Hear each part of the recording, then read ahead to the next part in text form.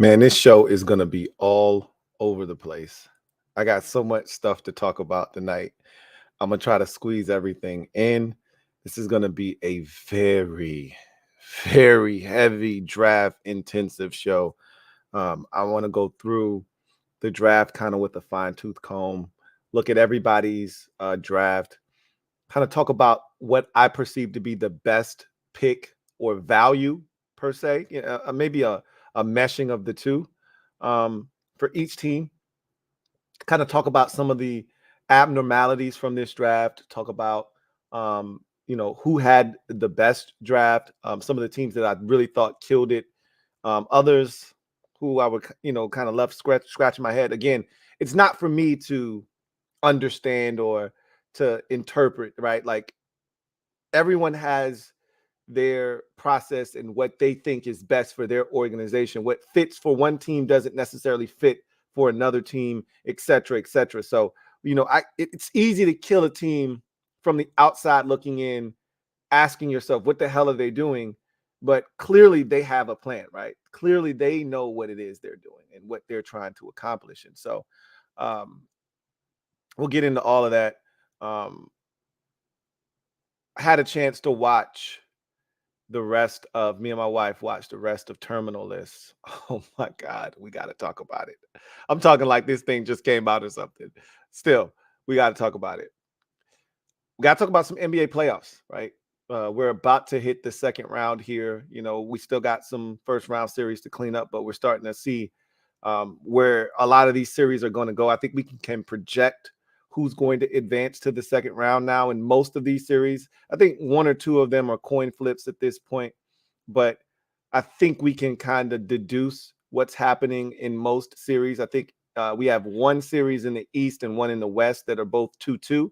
Other than that, I think every other series, we can kind of figure out what's going to ultimately happen. So we'll talk NBA playoffs, things that we've seen, trends that have been going on there, and so much more here on the LouieTeeNetwork podcast that starts now.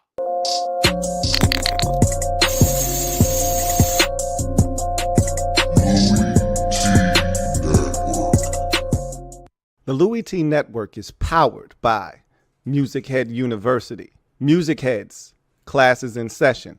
Turn me up. Enroll on YouTube now. Link is in the description. Who else could it be but me, your man, Louie T. Welcome to the 414th installment of the Louie T Network podcast. I, of course, am your host, Louie T. Thank you for joining me. So much to get to today, man. This is going to be a long one. I got a feeling we could be here for 3 hours. I hope I don't keep you that long. This feels like a 3-hour podcast. I'm not even going to hold you. I'm not even going to front. Just keeping it with a buck with you. You might have to get this one in installments, right? You might have to say, hey, I was able to catch the first hour. I had to bail on you. I'm going to get the rest of it later. This might be one of those where you have to pick it up, put it down, pick it back up, put it back down, and then finish it off later down the road, right? It could be one of those nights. Y'all know how it is when we get together late nights. Anyway, we can go all over the place. Topics could start one place, end somewhere else. But we got so much to discuss. So let me get all the non sequiturs, the non-football related stuff out of the way first. Let's start with TV programming, right? And I wanted to tell you, so we talked about Quiznos first. Let me get this out of the way. We talked about Quiznos over the draft party, and I told you how bomb Quiznos was to me.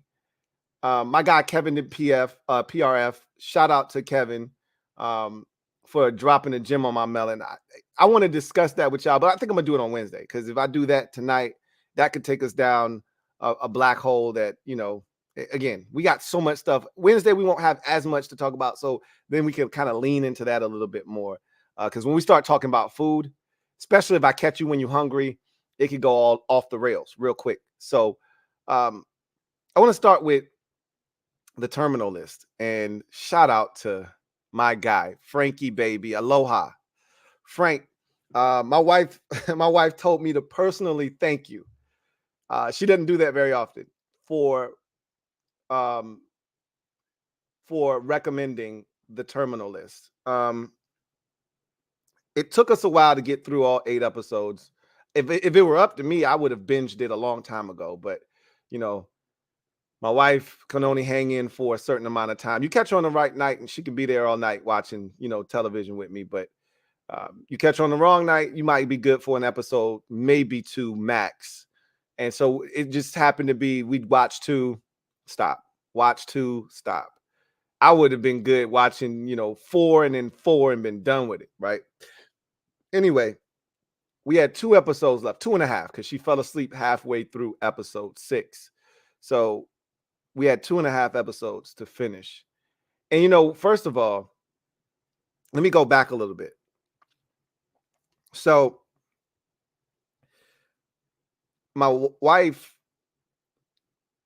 and my wife both were shocked because we assumed, and this is what you get for assuming, especially with a show like The Terminal List that had so many twists and turns already to begin with. We should have known, and we should have predicted that it wasn't going to be this linear straight path to the finish.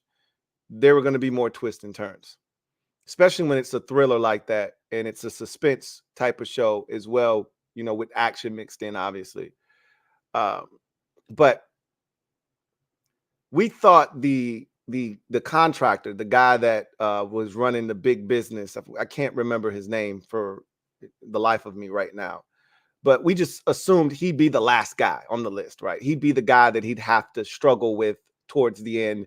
This guy was training, and he's a big dude. You just figured, his cockiness, his arrogance, that would be the guy that it'd be hardest to get to.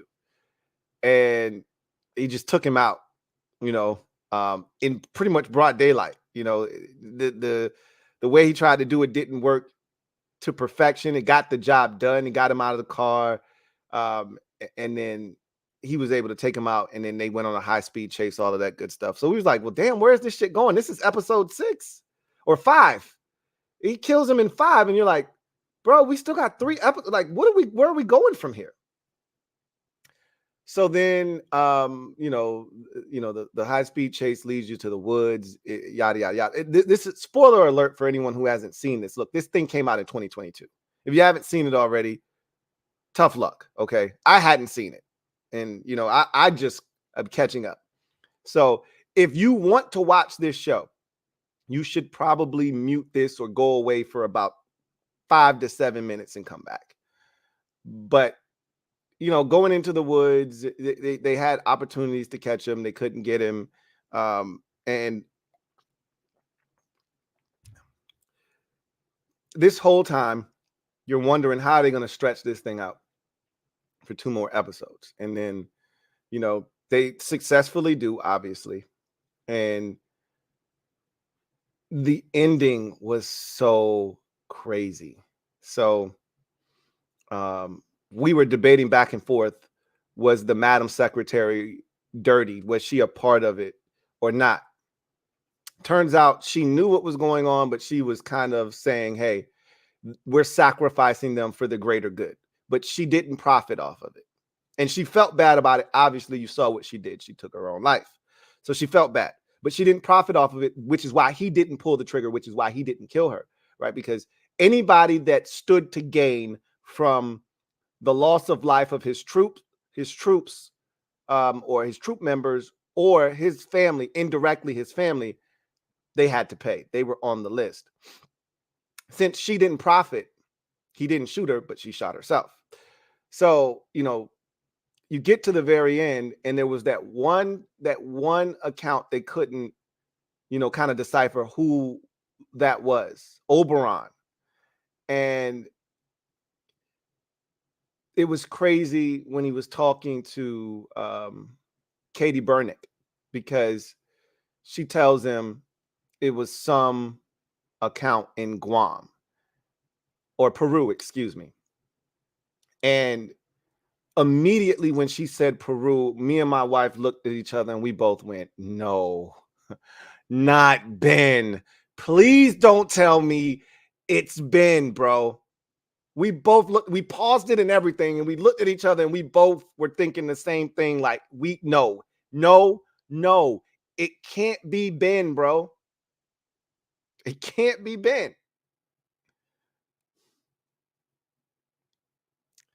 It was Ben, man.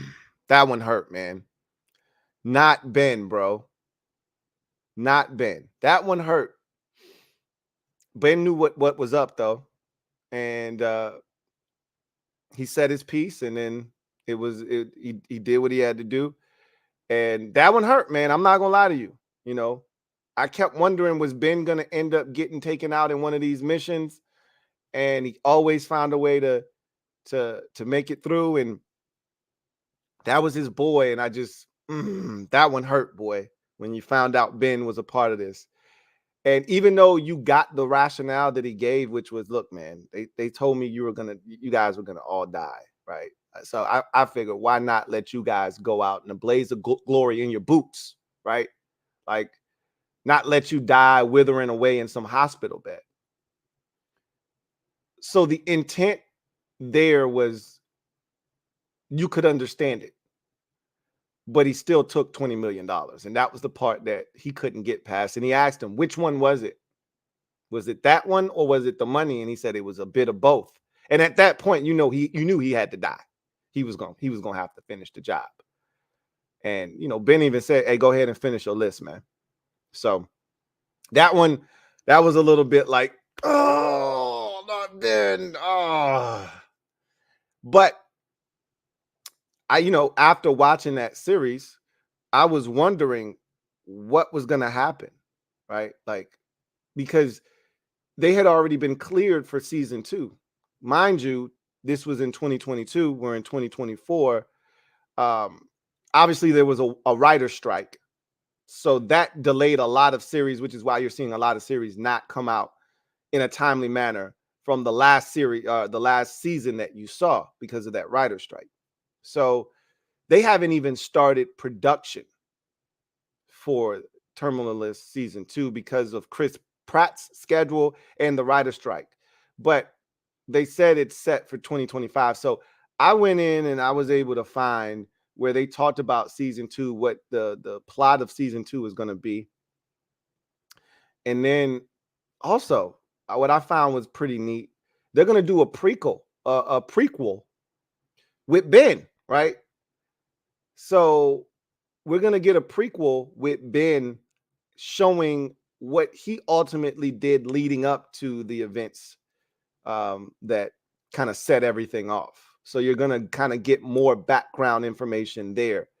That's going to be pretty fascinating too, right? So anyway, I thought it was a really well done show. Enjoyed it thoroughly. Looking forward to season 2 and looking forward to the prequel with Ben, right?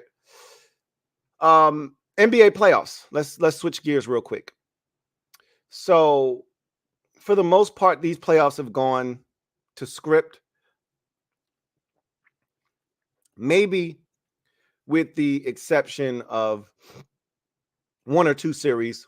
I think if anybody had been watching the NBA previous to the playoffs, you already knew that Milwaukee was in trouble.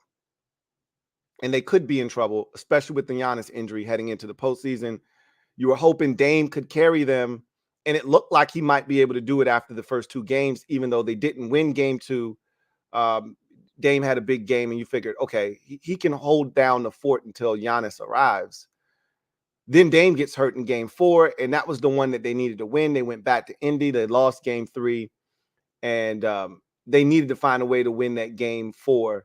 Lost that one, or game 3, rather. They lost that one in overtime, and then they got blown out in game 4. So they're down 3-1, and with both Giannis and Dame banged up, it's curtains for Milwaukee. And anybody that was watching knew Indiana had a chance to be very dangerous with the roster that they've put together and the confidence that young team is playing with. Most people, including myself, felt like Indiana might be a pretty bad matchup for Milwaukee with the struggles and the things that they're currently going through. So not really shocked there at what's going on. but they felt like Milwaukee, that is, the only team that could really challenge the Celtics. Now, I mean, the Knicks could definitely challenge them. Without Julius Randle, I don't think they would have enough in a 7-game series, but we'll see. Speaking of the Knicks, they took a commanding 3-1 lead with a gutsy performance on the road at Philadelphia after Joel went off for 50 in game 3 and got the Sixers back in the series. We talked about Jalen Brunson and if he's a superstar. Knicks fans got on me about calling him a star. Like, there's levels to this. I said, if you want to be a superstar, this is where you declare that I'm not just a star, I'm actually a superstar.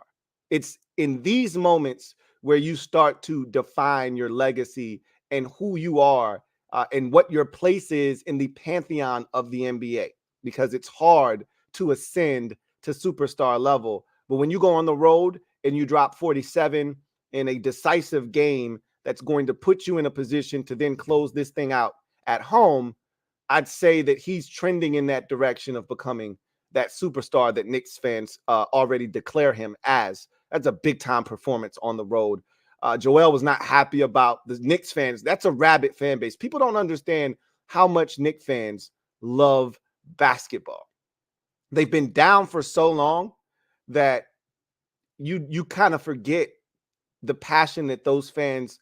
I'd go on record as to say that Yankee baseball is one in the state of New York.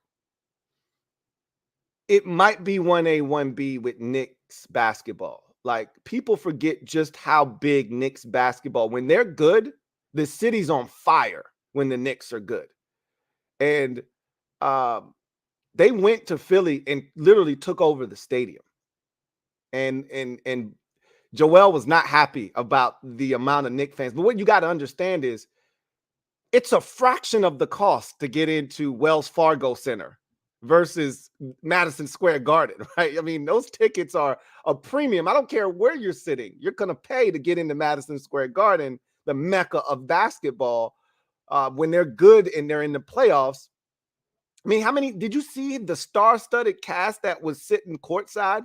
Like, every Knick great over the last 30 years has been at every home game. You saw Carmelo, you saw John Starks, you saw Clyde Frazier. He's probably still calling the games. I don't know if I think your local broadcasters call the first round, and then after that, they're done.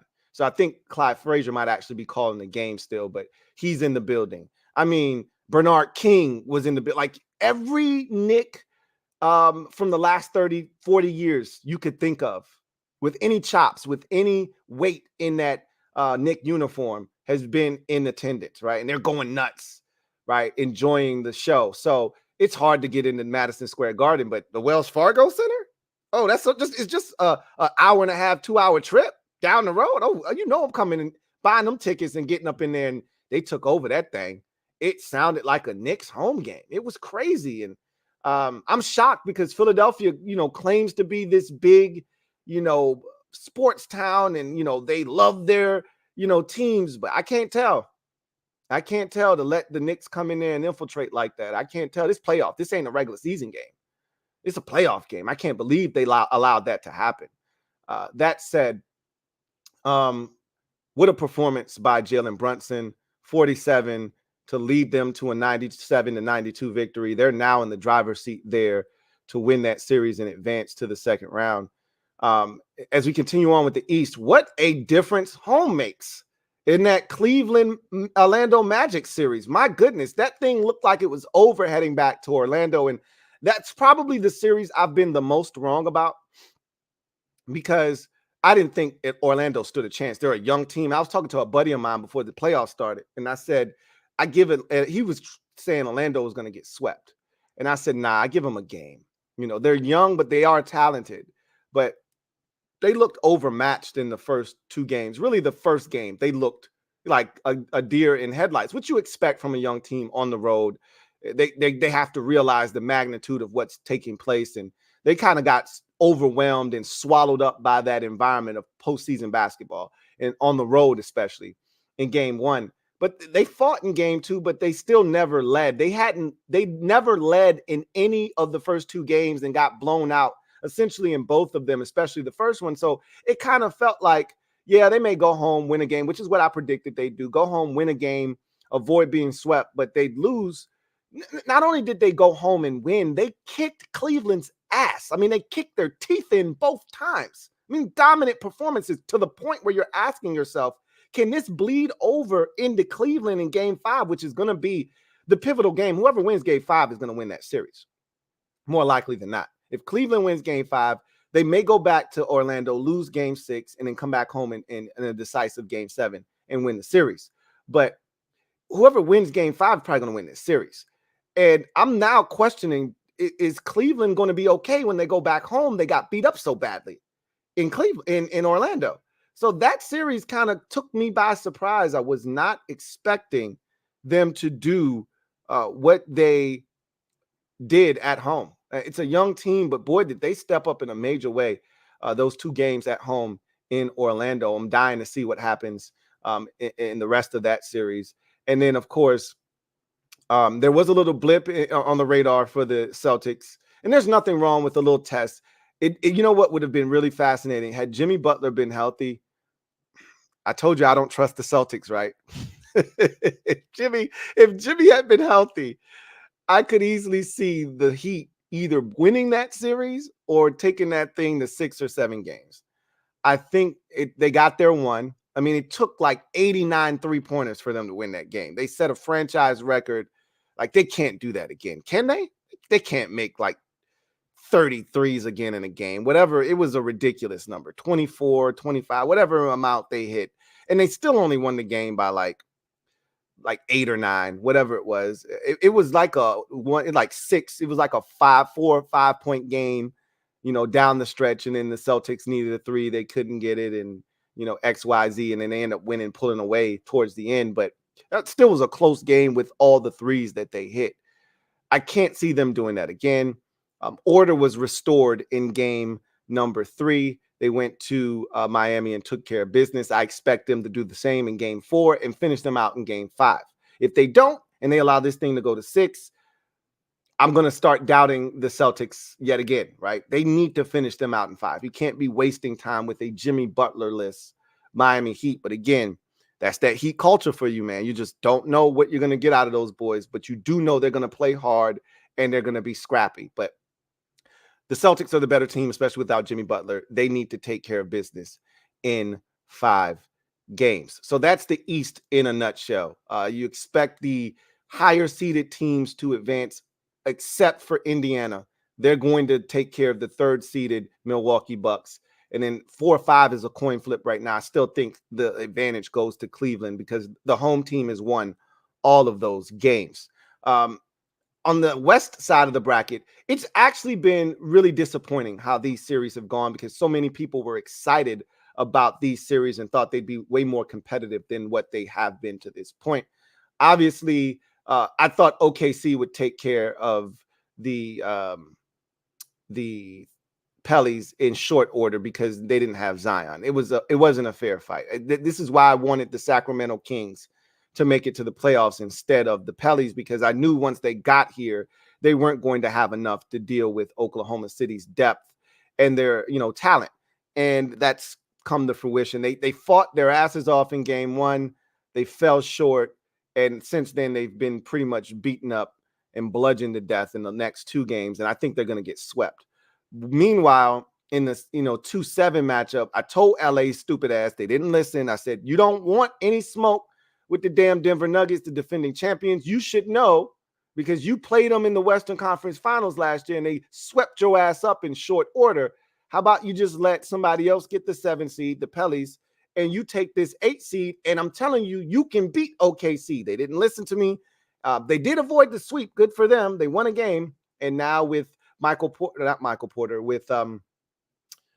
with Jamal Murray, having an injury status that may keep him out of this game, people think they have a shot. They may have a shot, but they're not winning the series.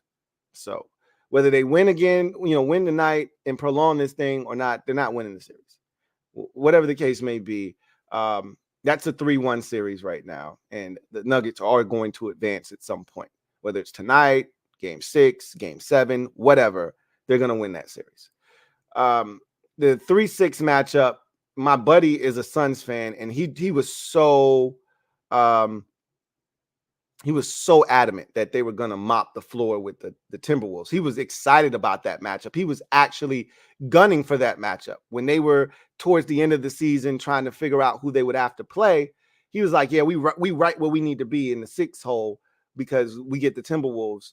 If things play out the way that it should, he was trying to avoid OKC. He was scared of them. And I said, you underestimating these Timberwolves. Like, they're legit. He's like, we swept them in the regular season. I ain't worried about nothing. I said, oh, okay, cool. And turns out they got their asses swept. And, you know, I've always told him this about the Suns. First of all, I watched the Suns earlier this season. It might have been like the 8th, 9th game of the season. And I told him, I said, man, the Sun, your roster is trash. And he was like, what? And he was offended. I was like, you have nothing around your big 3. Nothing. You know, Nurk is cool as a big. He's not better than what you had last year, even though he was mentally fragile, which is why they moved on from DeAndre Ayton. He's a mentally fragile individual. But Nurk isn't the athlete. Nurk isn't the player that DeAndre Ayton is. So they didn't get better by moving on from Ayton. They just made a move to try to remove a fragile-minded individual. But I'm like, your entire not KD, but Devin Booker is. But Book stepped up last night. But it took him 3 games. It took him the first 4. It took him 4 games to step up and realize, hey, I don't want to get swept and embarrassed. For him to go off for 47 or whatever he did, still in a losing effort because he didn't get any help. I told him Bradley Beal is useless. And he was like, because I told him that I want to say it was one of those twins. I want to say, I can't remember his name, but he had a Jaden McDaniels he went off in game 2. And he was like, I wish, and I told him, you know, what the numbers, or you know what? It was your boy for the Nuggets. Oh man, Aaron Gordon. He went off on the Lakers in game 3. And he had a monster game, like 29 and 15, you know, and like 6 assists. Like he filled up the stat sheet, killed him. And he was like, I wish, and I told him it was an efficient game. He was 12 of 18, you know, from the field. And he was like, I wish Beal would get 18 shots. And I'm like, what are you talking about, dude? Beal's had that many shots in the game. And I looked it up because he was trying to make it seem like Beal isn't a problem. And I said, Beal was 6 of 17 in game 2. I was like, boy, get out of here with that foolishness. Beal stinks, right? He fouled out of the game last night. What do you have, 9 points? Like, we went into the series saying, because they don't have anything else. They don't have any talent around Beal, KD, and Book. I told them before the series started, they got to combine for 85 points every night for you to even have a shot. And it never really came to fruition in this series. And the Timberwolves, conversely, have a deep roster that's talented throughout. I've said this already. The next face of the NBA is going to be probably Anthony Edwards. I think Tatum wants to be in that mix. I just don't know if Tatum is as cold-blooded as AE is. And AE is also shaping into an elite defender, which Tatum is not. So I don't Tatum, to me, because of the market he plays in, could easily be the face of the NBA, but it feels like it's AE's show if he wants it, and he wants it. He went off last night in a deciding game. So he advances for the first time in his career. And they're going to be wholesale changes, I think, in Phoenix. Frank Vogel might not make it out alive, and there's nothing they can do with the roster. That's the bad part, is you're paying those 3 guys so much money. You really can't do anything else. You're stuck kind of where you are that's a tough spot to be in, boy, because they're not winning a damn thing, as you can see at the way that they're constructed in Phoenix. So that was a disappointing series because they didn't even win a game, did the Suns. And then you got the 4-5 matchup, which in both conferences, the 4-5 matchup is the most intriguing, which you would expect, right? 4-5, those are the two teams that are the closest to each other in the standings. And this two series is at 2-2 with the Mavs and the Clippers. And, what's crazy is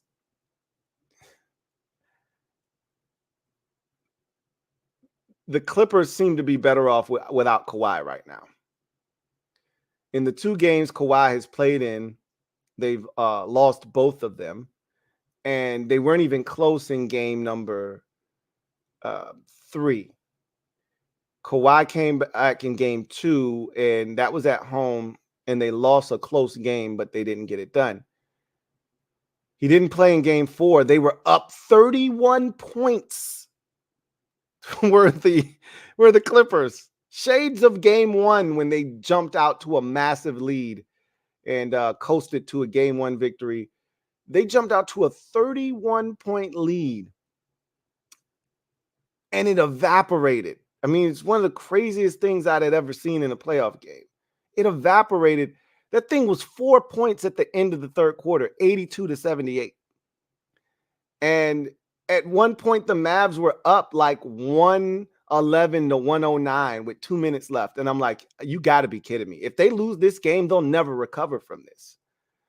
Because then it would have been a 3-1 series, and you're demoralized after blowing a 31-point lead and losing the game. You can't bounce back from that. There's no coming back from that. Luckily enough, Paul George had a few more bullets. He was outstanding. And it's time we see some playoff P, because I haven't seen that dude in like 5 years. You probably got to go back to some Indiana years to see playoff P. So he was playoff P, man. He made some clutch buckets. Harden showed up, and they got the win, and they had to have it. Like, you can't lose that game. It's tied at 2 now. And just like I said with the Cleveland and Orlando series, whoever wins game 5 is going to win the series more likely than not. The only difference is both of these teams are fully capable of winning on the other team's court, whereas in the East 4-5 series with Orlando and Cleveland, that hasn't been demonstrated yet. So while this one isn't as foregone a conclusion as the first one was, where it feels like whoever wins game 5 should be Cleveland, should win the series, because each team would then have one home game. And if home court holds serve, Cleveland will win the series. You can't say the same thing for the Mavs Clippers series. I can tell you this much. Luka hasn't been good. He has not been good this postseason thus far. He even said after game 4, I feel like I'm letting Kyrie down. He's not shooting the ball well, and he's still putting up numbers, but it's inefficient numbers. He's not doing the things that we know he's capable of doing, but that could change very quickly. And we know what Luka is as a player. So if you're the Clippers, you better get them the hell out of there as fast as you can, because if he finds a rhythm, they're dead. Even though they've been down big in some of these games, the Mavs have been down big in 2 out of the 4 games. They could easily be up 3-1 right now, could the Mavs. And if you're the Clips, you could easily be up 3-1 right now. So anyway, I digress. I think when it's all said and done, in the East, you'll see the higher seeded teams advance, except for Milwaukee. I think the Pacers will get them there. And in the West, I think all high seeds will advance. 1, 2, 3, and 4 will advance to the second round. So that's your NBA playoffs update. We'll talk more about it as the week progresses. Let's transition to the NFL draft and talk about what I thought was a really, really fascinating draft. So I think I'm going to go ahead and share the screen with you. And so let's go ahead and get to the gem dropping session, shall we? Let me drop this gem on your melon. Open your mind, let your conscience be free. You're now rolling with your man, Louie T double E.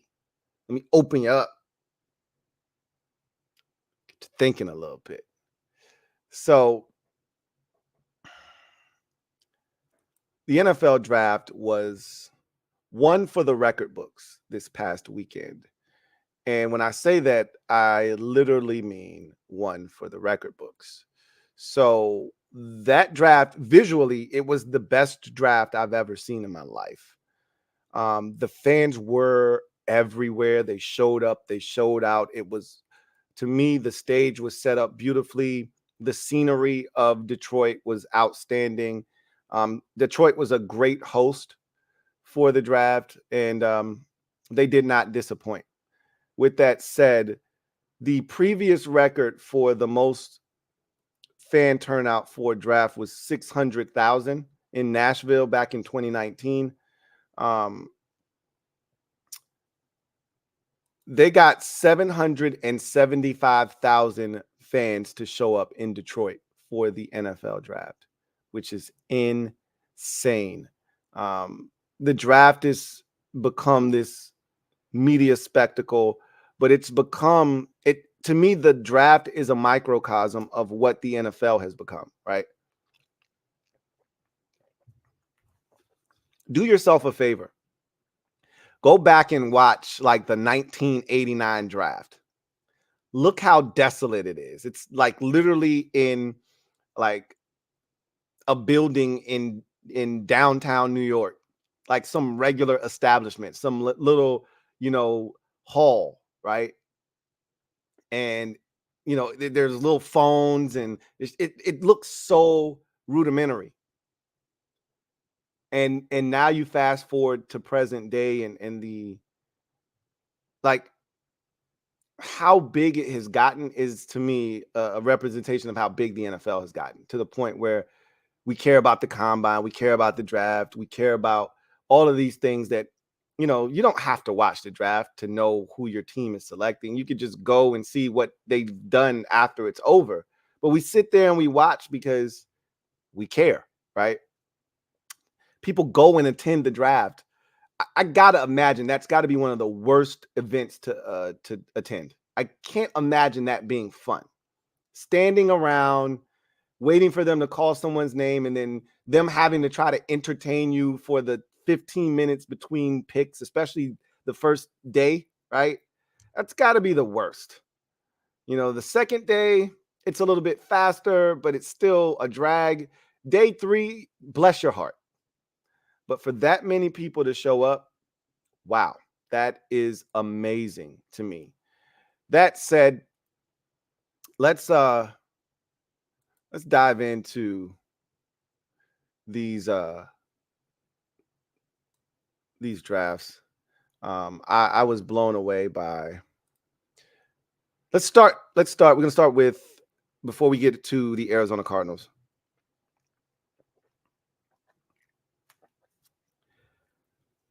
Let's start with the first round and some of the crazy statistics from round 1.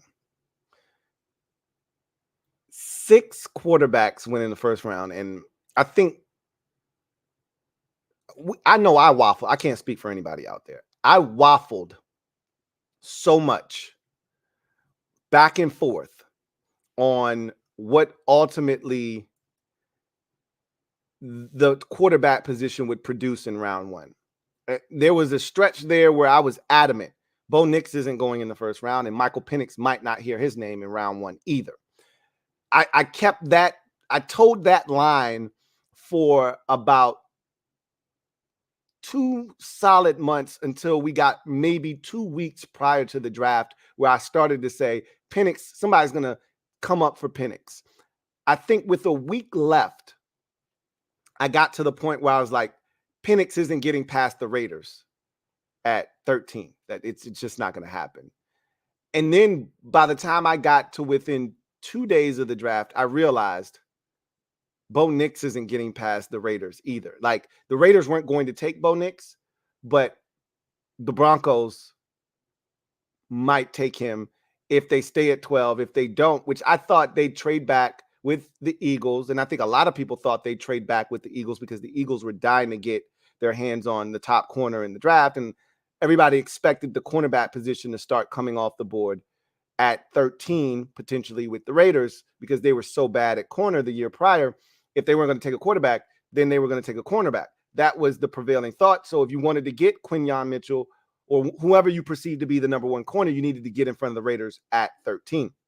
So I figured Denver could trade back to 22, which is what I put in my mock draft, and they'd get Bo Nix there. It'd make a lot more sense. You'd feel a lot better about that value, and you'd pick up a second round pick. The Eagles had 2 of them. So clearly the draft it's funny because every year we do this thing, especially when quarterbacks are involved. We do the thing where, everybody's trading up for a quarterback. Everybody's doing this. Everybody's doing that. Everybody's heads cut off and we're scrambling and everybody's trying to get their hands on a quarterback. And then we get to the draft and teams are like, bro, I'm not giving you what you want for that pick. Like New England was like, yeah, I'll move, but I got a price. And teams are like, yo, your price is too high. You need to cut it. Your price is way too high. You need to cut it. And then Patriots was like, bro, I'll just take my quarterback. I'm not tripping. And Arizona was like, yo, if you want me to move, you're going to have to pay. And it was like, bro, your price is outrageous too. They was like, cool, I'll just take my receiver. I'm not tripping. I got 2 first-round picks. I don't even need your pick for real. I ain't tripping. So everybody stayed pat. Nobody moved. And so you got quarterback, 1, 2, 3, which is what we assumed would happen. Arizona stayed at 4. I thought there could be a trade there. I knew there was going to be a trade at 5. Nothing, right? And once you got past, the 5th pick and nothing took place, I said, interesting. All right. Maybe so we're gonna find out if the Giants are interested in JJ McCarthy.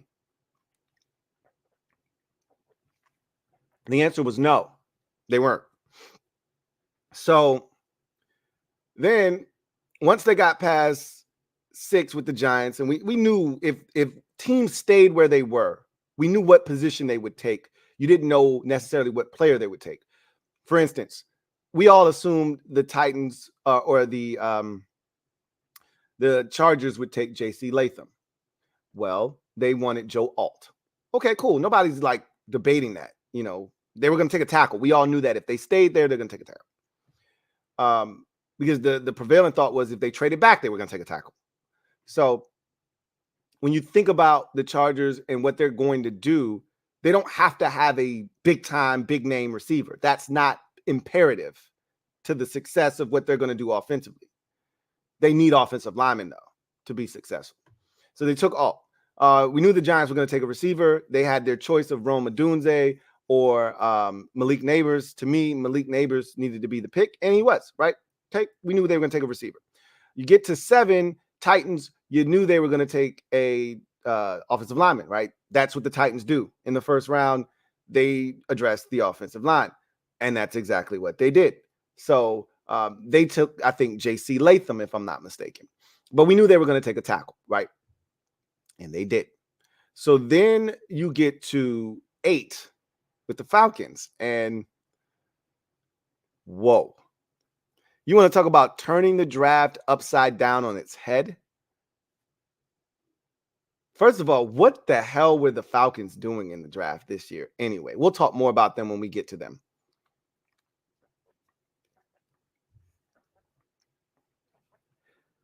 It's just amazing that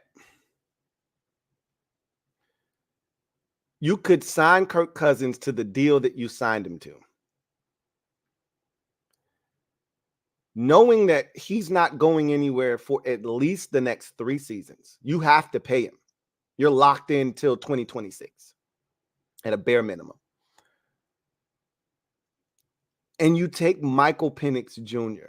at 8, and it threw everyone for a loop. Like, wait, did they just do what I think they just did? Like, whoa.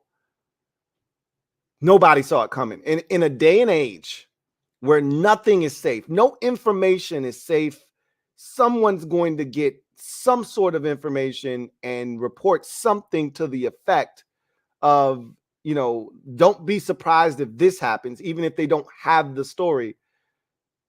Nobody suspected Atlanta taking a quarterback at 8. They got everybody, right? Gotcha. And then to hear Terry Fontenot, their general manager, say, we hope that Michael Penix Jr. doesn't have to play for 3, 4, 5 years. Wait, what? Now, obviously, you get what he's saying. If he doesn't have to play, that means Kirk is killing it, and he's kept the young quarterback at bay.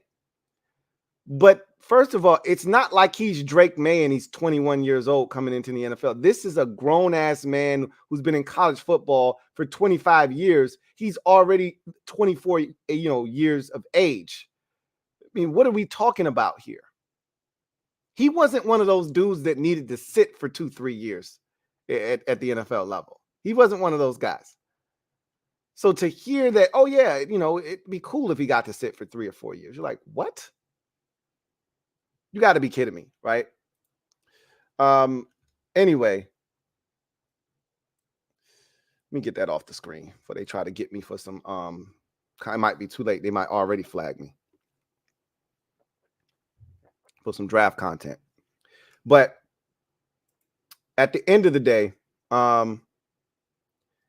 it was amazing to see them make that decision. That set off a chain of events where I think the rest of the league started scrambling. They started scrambling. And you know what?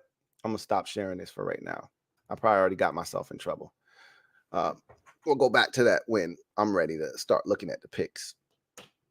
And so, what's crazy is I wonder if Penix was available, would the Vikings have taken him instead? We'll never know now. And I wonder what would have happened. The Raiders would have taken Penix had he been available at 13. But he wasn't. Obviously, he was gone at 8. So with him being gone at 8, I think the Vikings were like, well, we got to make sure we get our guy. So they traded up from 11 to 10, one spot with the Jets, to ensure that nobody leapfrogged them and got JJ McCarthy. It was like, look, we had 2 shots, right, for one guy. So we had 2 quarterbacks we were comfortable with. We just need to come away with one of them. One of them is now gone. We can't sit here and play around and twiddle our thumbs and just assume that nobody will jump, in front of us and take JJ McCarthy.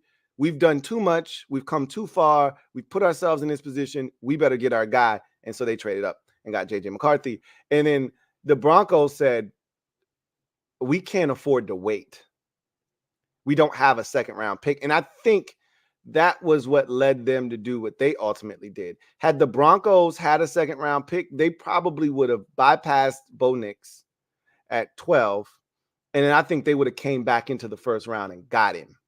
But they would have taken a different talent at 12 and then packaged up a second and something else, to get back into. They didn't have the capital to get back into the first round.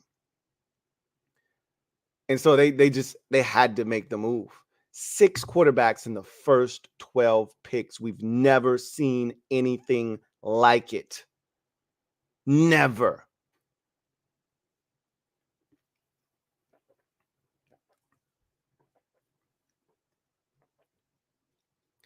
Eight offensive tackles win in the first round. So naturally, and I talked about this during the process, there was going to be spillage. There's going to be spillage when you got 8 tackles and 6 quarterbacks going in the first round. Naturally, think about it this way. The first 14 picks of the 2024 NFL draft were all offensive players. The first defensive player, and who would have thought this would be the first defensive player taken, was Latu by the Indianapolis Colts at 15. First defensive player taken in the draft was Latu. Who had that on your bingo card? There were some people that thought he could be the first defensive player at 8 to Atlanta, but most people had a corner or Dallas Turner or someone else going to Atlanta at 8, not Latu.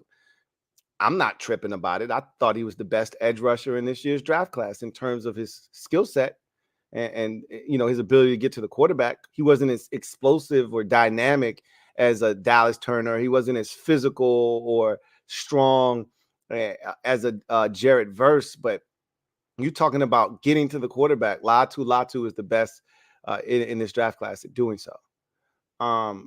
14 straight offensive players to start the draft. I've never seen anything like that before. That's wild. This draft was full of trends. You see it all the time. Every year it's the same. Once one guy goes at a position, everyone starts to panic and says, hey, let me go get mine. And this draft, to me, it seemed like it was even more hypersensitive to a player going at a specific position and then others saying, hey, let me go get mine, right? So you kind of saw that in this year's draft. Let's go through the draft of each team real quick. I won't go through it with a fine-tooth comb, but I will go through each team's draft real quick and give you what I thought was the best pick for each team in the 2024 NFL draft. So we start with the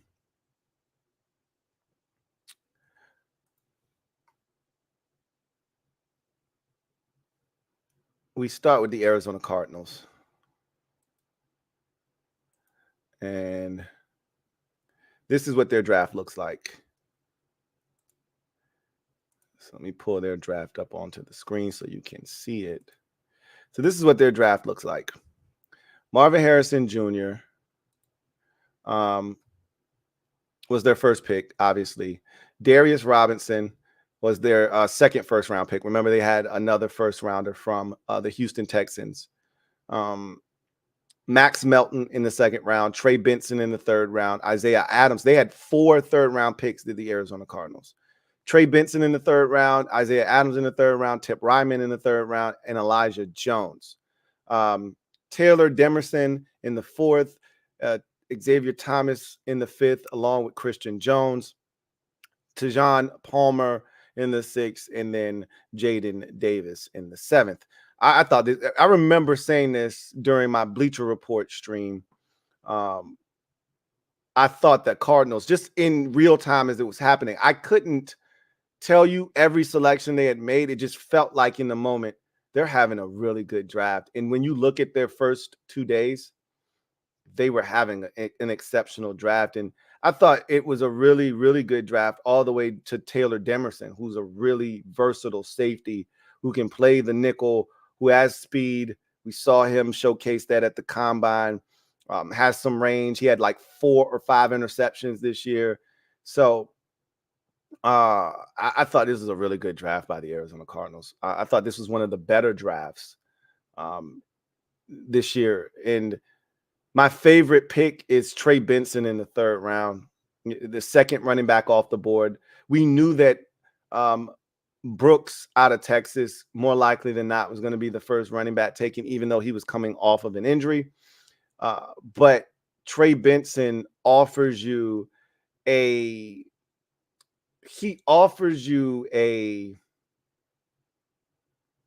Breece Hall type of, skill set. Like, he's got a bigger frame. Breece Hall is one of those 6-foot backs who can absolutely go when he gets a lane, physical, can make you miss, but can also run you over or stiff arm you. And Trey Benson is the exact same way, same body type, same breakaway speed, same power. And I thought that was good value in the third round. Remember, I told you guys, don't show up early to the running back party. Don't be that guy. Hey, I got a keg. and nobody else is there. You get the door slammed in your face. Show up at the third round when you're supposed to, and everything will be all right. And they did, and they got a really good running back there. And I thought overall this was a pretty good draft. And my favorite pick was Trey Benson in the third round. Good value, good football player at a position that they could use an infusion of youth. They got, a really good back there already. But I saw way too much DeMarcado last year. And that's cool, right? But nah, it's not cool at the end of the day. They needed a guy back there. They needed a dog. And what's my man's name from the Steelers who has been there the last? James Conner. Still good back, man. James Conner still really good. But it's nothing for James Conner to get injured and miss 2 to 4 weeks. Now you got Trey Benson.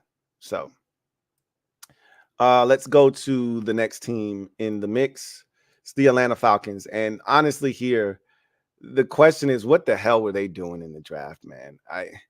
I told you I don't like to question what teams do or don't do, because we don't know what they're looking for. And to each its own, right? One man's trash is another man's treasure. So I can't knock the Falcons' hustle. I'm just scratching my head like everybody else, wondering, trying to make sense of what they're doing here. Is your roster that good where you feel like, I remember when the Falcons had a chance to do it the right way with Justin Fields, when Matt Ryan clearly was at the end of his career and you knew he only had maybe a year or two max left. It would have made sense to draft Justin Fields. Instead, they went with Kyle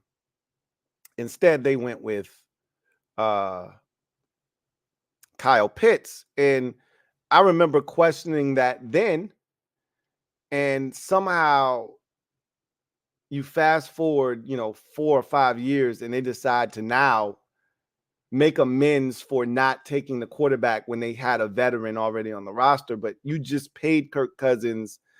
He just got here. The crazy part was Kirk Cousins and his team got blindsided by this. I'm a Braves fan. Kirk Cousins was just at the Braves game last week throwing out the first pitch on Sunday Night Baseball when we were playing the Texas Rangers, and he was talking about how excited he was to be in Atlanta and this, that, and the third. And then they blindside him with this shit. His agent came out and said, we had no clue they were going to do this. The first inkling we got was they called us as they were turning in the card to let us know what was happening. Like, are you kidding me right now? I mean, do you think Kirk Cousins would have signed there if he thought something like this could occur? I know the answer. He would have gone back to Minnesota before he would have gone to Atlanta to allow this to happen, because any quarterback knows, especially a guy like Kirk Cousins, who was in a situation in Washington where he was that guy looking over the shoulder of Robert Griffin III. He knows it better than anybody else. When you're a veteran quarterback and you're starting and they have a young guy sitting in the chamber, right, ready to fire, they're ready to pull the trigger at any moment, your leash is incredibly short. And if there's no Michael Penix Jr., you're stuck with Kirk Cousins. Good, bad, indifferent, he's your guy. Now, Kirk Cousins get injured. Kirk Cousins struggles for 3 or 4 weeks straight. They could get antsy and say, you know what? Let's give the young fella a chance. He's looked good in practice. Let's give Michael Penix. We got nothing to lose now. Let's give Michael Penix a run. Let's give him a spin around the block. That's not a situation as a veteran quarterback you want to be in. I know Kirk is pissed. He's pissed, but there's nothing he can do about it. The Falcons, they were dirty for that shit. I'm just telling you, they were dirt for girt for that shit. And I still don't really understand the logic either. That's the thing that's kind of puzzling, is like, you really want to sit Michael Penix Jr. for 3-4 years? If I'm Michael Penix Jr., he was excited when he got drafted because he didn't think he was going to get drafted that high. And, young, black, Atlanta, it all sounds great, right? But if he really had a chance to kind of process what had just taken place, he would not have been celebrating and excited. He would have been like, Atlanta? Didn't they just sign Kirk Cousins to a multi-year deal? I got to sit for 2 years, 3 years potentially. And then the GM comes out and says, hey, if he's got to sit for 3 or 4 years, that's a good thing.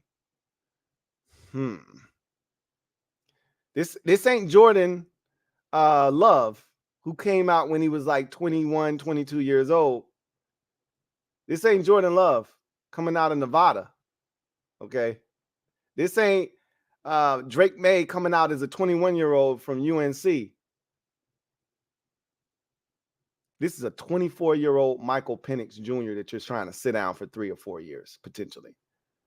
Yikes. And then they doubled down on the foolishness in the second round. Now, look, I'm not telling you that Rook Oro isn't a good player, because he is a good player. But let's just go through this draft real quick. Penix Jr. in the first round, which was just a bombshell. Second round, they traded up in front of Washington, which I was sweating bullets. I ain't even going to front. Man, I was sweating bullets. I'm like, damn, they coming to get my guy, man. I know they coming to get Johnny Newton, man. This is some bullshit, man. Damn. And then they took Rook Oro. What? Like, I was like, you got to be kidding me. Rook Oro. I'm not telling you, again, I'm not telling you he's trash. I'm just like, you came all the way up here for Rook Oro. You could have sat where you were, and Rook Oro would have fell in your lap. I can't say that with 100% certainty. But the way the draft fell, there's no way other teams were thinking about taking Rook Oro. Anyway, I digress. That's not my problem. My favorite pick of theirs was Braylon Trice. I think he's going to be a better pass rusher than people give him credit for. He's one of those guys that just knows how to get to the quarterback. It's not pretty. He's not explosive. He's not dynamic. He's not as skilled as Latu, but he finds ways to the quarterback. Relentless motor, great energy, and I think he's a guy that's going to just, you look up and he's got 9.5 sacks. You're like, what? Braylon Trice got 9.5 sacks this year. He's going to be one of them type dudes. Brandon Dorlus out of Oregon is the defensive tackle. J.D. Bertrand out of Notre Dame. Jason McClellan, physical back out of Alabama. He'll fit in good with them. A nice change of pace. They already got some, really good backs already as is, with the BYU back, and of course, the Texas running back they took last year. But Jason McClellan will fit right in with the rest of those dudes. Casey Washington, receiver out of Illinois, and Zion Logue out of Georgia. So that rounds out the Atlanta Falcons draft. My favorite pick, as I mentioned already, was the pick of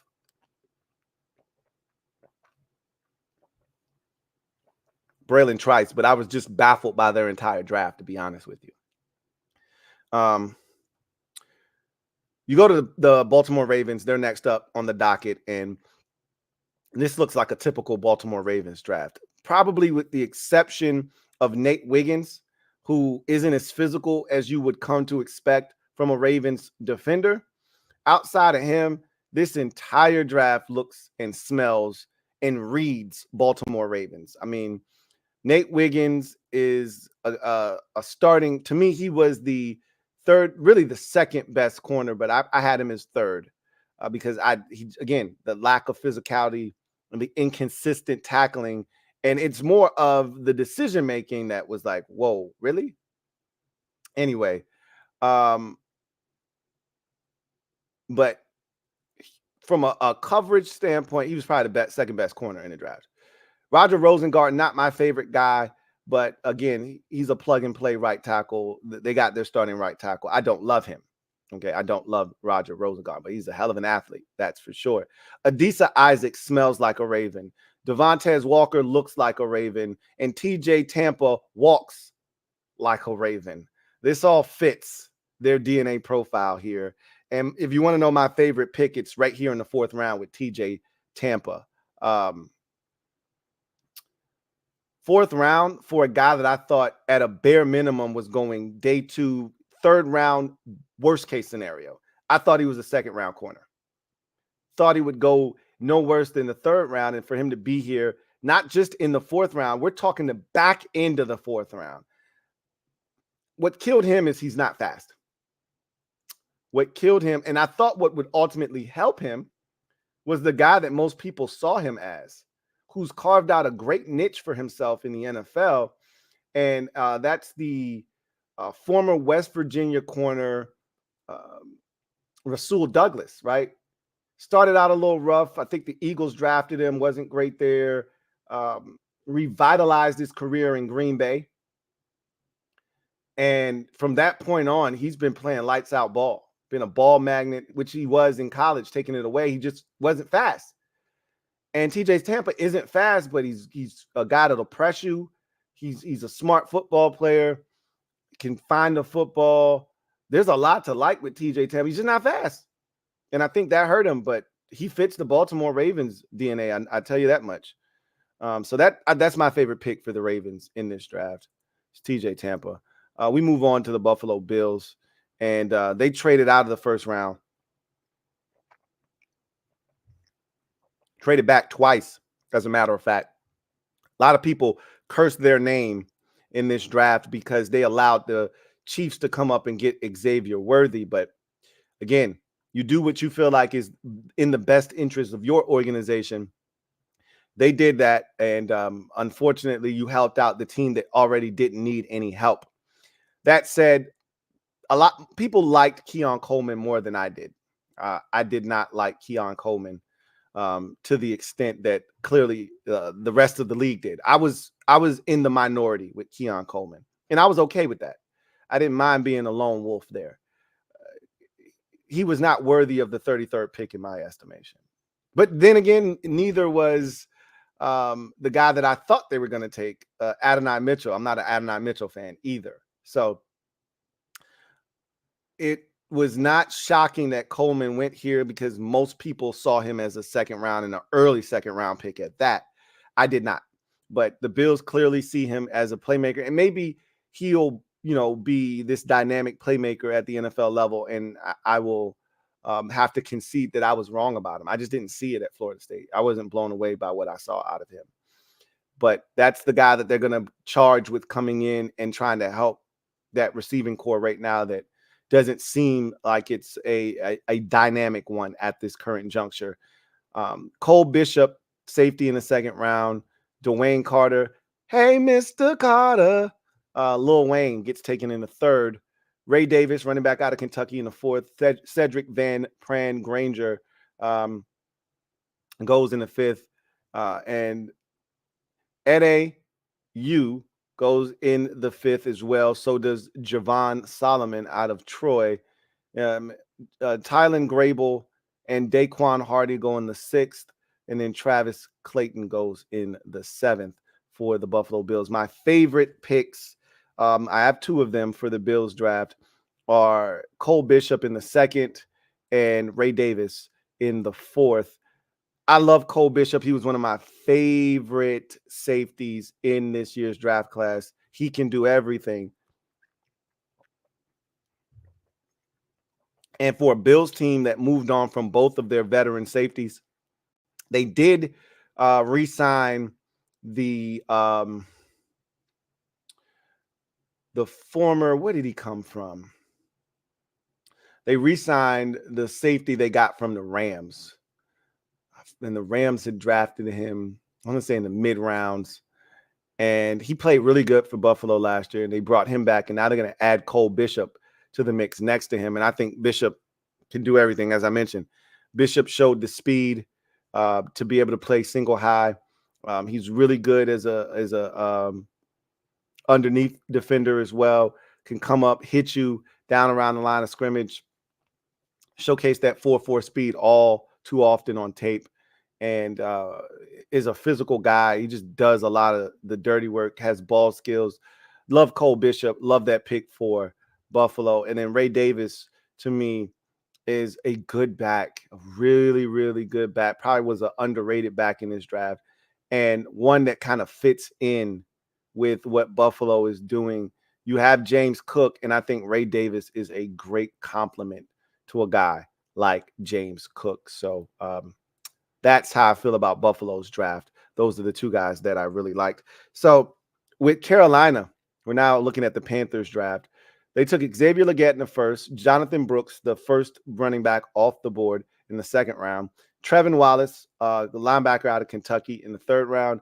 Jatavion Sanders was the very first pick of day number 3.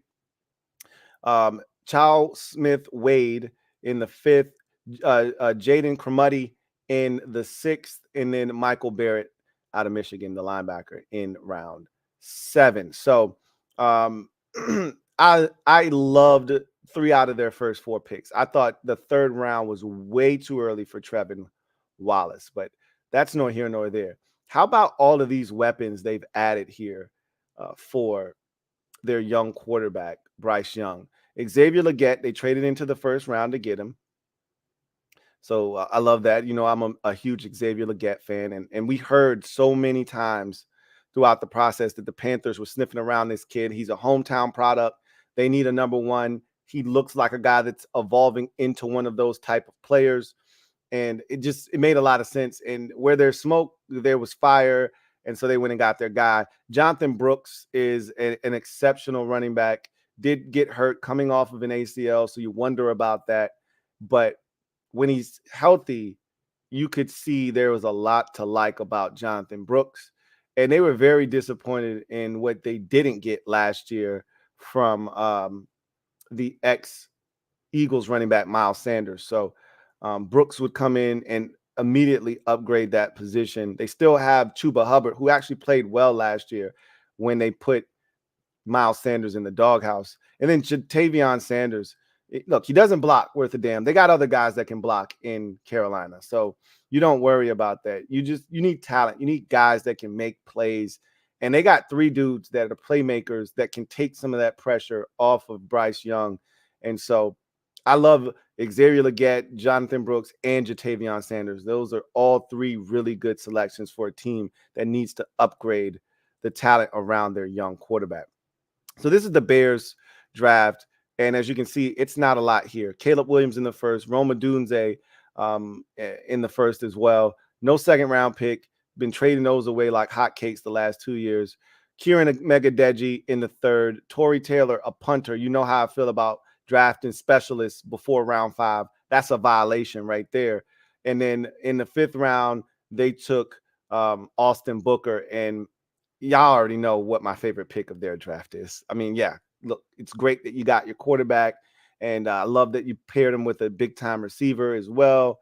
But y'all know Austin Booker in the 5th round was my favorite pick of their draft. My goodness, that kid has a chance to be special. They coach him up right. He puts on some weight. Look out, Austin Booker. And they got him in the 5th. I thought he could go in the 5th, though. I thought there was a chance. I remember I was talking 4th round for him. Like, I said I wanted him to be there in the 5th, but I didn't think he would be. And this is why I was so desperate to get a 4th round pick. He ended up being there for Washington in the 5th, and they just didn't want him. They chose the linebacker Jordan McGee over Austin Booker. He went 4 or 5 picks later, did Austin Booker to the Chicago Bears. So that's my favorite pick, man. That kid has so much upside, so much talent. And if they coach him correctly, they could have a big-time stud edge rusher on their hands in the 5th round. And that's a rare commodity to get a guy that has the kind of talent that Austin Booker has in the upside. Remember, this is a guy that only started, 1 year in college football, essentially. You're talking about a redshirt sophomore showcasing the kind of skills that he did. I think he had 1 career start in his career at Kansas.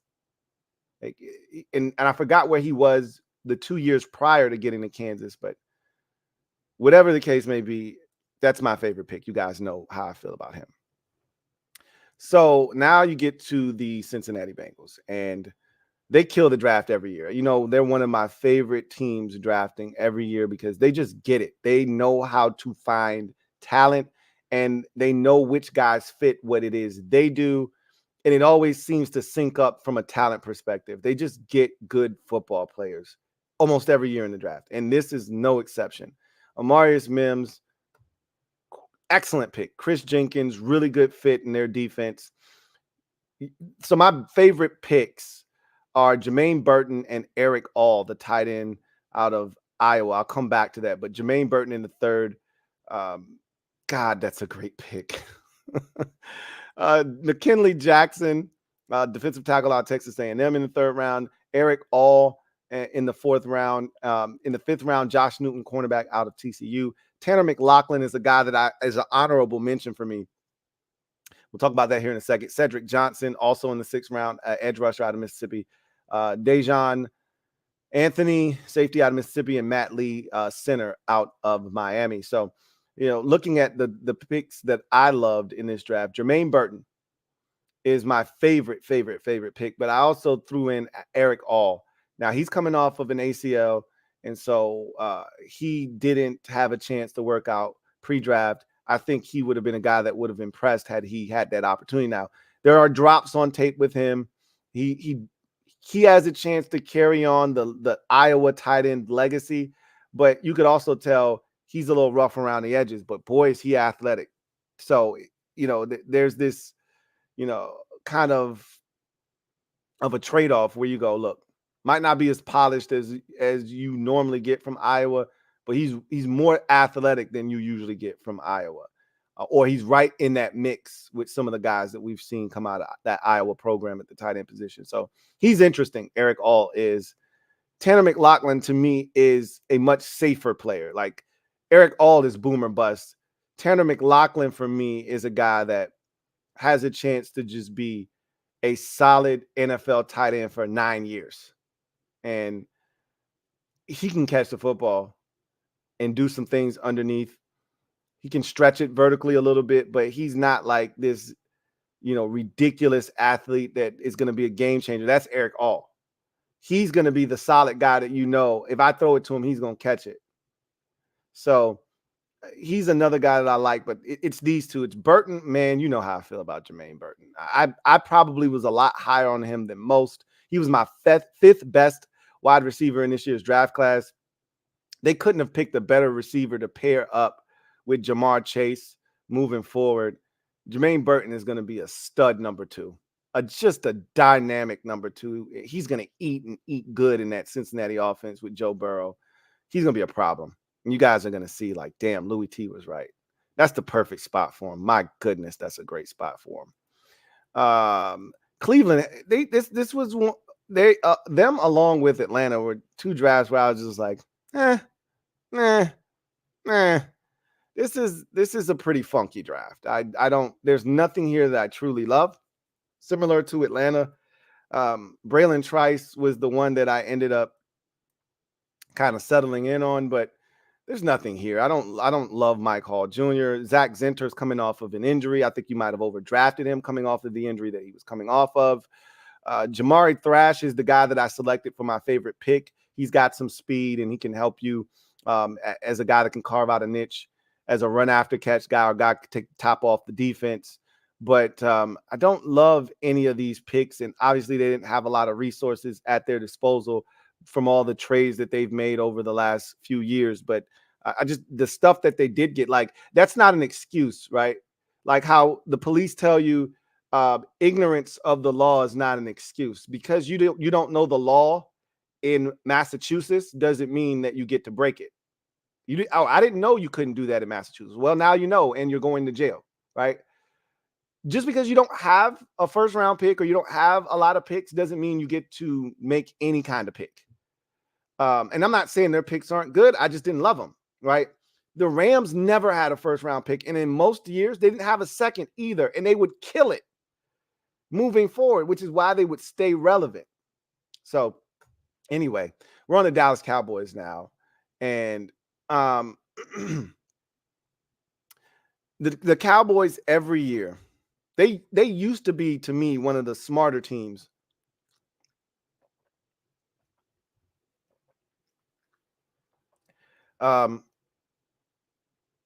So Thank you, Game Bomber TV2. Taylor Rapp is that safety that I was talking about for the Bills. Thank you. He's the guy that I saw playing really well for Buffalo, and they re-signed him. So he's a good player, and they're going to add Cole Bishop next to him. Dallas used to be one of those teams similar to Cincinnati that I just felt, man, they get a lot of good talent every single year. They don't miss very often. They're just a smart team. They get it. And then over time, somewhere along the way, they started smelling themselves. Like they started buying into, man, we're really smart. And then they started trying to prove that they were the smartest in the room instead of just continuing to do the things that put them in the position to be the team that they've been over the years. And this is another one of those drafts, similar to last year when they drafted, Schoonmaker and Mozzie Smith, where you go, what the hell are you doing, man? Like, first of all, there's no way that you came into this draft, even if you were signing Zeke Elliott and you said, oh, we don't need a running back. We got Zeke Elliott. I mean, I'm so glad they decided to do that. I mean, they're stupid for not drafting a running back. I'm not telling you this was the greatest running back draft class, but you should have come away with some running back in this draft. There's no excuse for you to not come away with a dynamic back. And you could have taken one of the speed guys in this draft. You could have taken any of the running backs, and you took none of them. You didn't come away with a single running back, which to me is malpractice in itself. Getting Tyler Guyton at 29, it's cool. I don't have an issue with it. I think it's a solid pick. Marshawn Nealon in the second round, that's solid. No issues. Love Cooper Beebe. This is my favorite pick of theirs in the draft. He's a day one starter. You plug and play him. That's a great pick. But after that, it just feels like just a bunch of dudes, right? Like Maris Luafau. I'm a Notre Dame fan. Why are you taking Maris Luafau in the third round? Why? Like Kalen Carson out of Wake Forest, Ryan Flournoy out of another one of these dudes. Remember they took the kid 2 years ago. I actually thought he was going to be really good. I'm not even going to sit here and front. The kid out of like South Alabama, the receiver, I thought he's going to be good. And they took him, and I was like, man, watch out for this kid. And he hasn't done jack diddly poo squat. And I'm not putting that on Ryan Flournoy, but that's what this kind of feels like. I mean, and then, they're the kings of having 3 and 4, 6th and 7th round picks. Good for them. Bless their heart. This is a very nondescript, non-needle moving draft from Dallas. They're all in. Remember, they're all in. This doesn't scream all in. This screams we're smarter than you, and we're going to prove it again. And I love it. Keep trying to prove that you're smarter than everybody else in the room. Keep doing that. This is the Denver Broncos selections.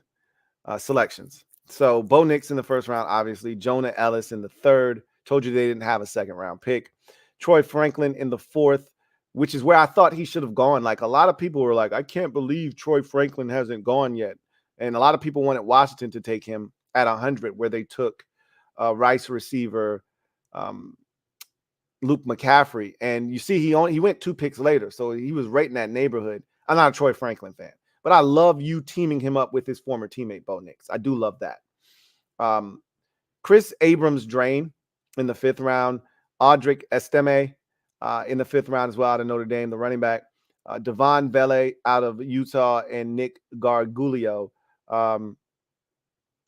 center out of South Carolina. So to me, the best pick is Chris Abrams-Drain. I really like him. I think I like him more than most at the cornerback position. Yes, he's undersized. He's like 175 pounds. And I think that's why he's here in the 5th round. So a lot of people, it's a copycat league, and a lot of people saw Emmanuel Forbes, who was 6 feet, 6'1". I think I said the other day he was like 6'3" or 6'4". I was tripping. Blame that on the alcohol, right? I was lit. He's like 6 feet, 6'1" or whatever. And like 170 pounds, right? Like Forbes is, and we watched him get manhandled last year. Dudes throw him 3-4 yards at the stem of a route, at the, coming back. They throw him, literally toss his little ass 4 yards away, catch the ball, and discard him. Like AJ Brown treated him like a rag doll. DJ Moore treated him like a bitch last year. We saw teams like blatantly disrespect this man Like, we know you can't cover our guy. You too small. So I think a guy like Chris Abrams drained. He suffered because of it. League looked and said, "You're too small, bro." I think he can play ball, man. I think that's going to end up being a steal for them in the 5th round. And you know, a lot of people probably like Troy Franklin. Not my cup of tea, but I do like the fact that they got him in the 4th round where I thought his value was, and I do like that they're pairing him with Bo Nix. So I do like that. Detroit Lions draft Terrion Arnold, Ennis Rickestraw Jr., Giovanni Manu, Sione Vaki, Makai Wingo, and Christian Mahogany are their 6 picks. I love that they attack corner, which was their biggest need coming into the draft. But my favorite pick is Sione Vaki in the 4th round. This was a guy that played safety at Utah, but also played running back.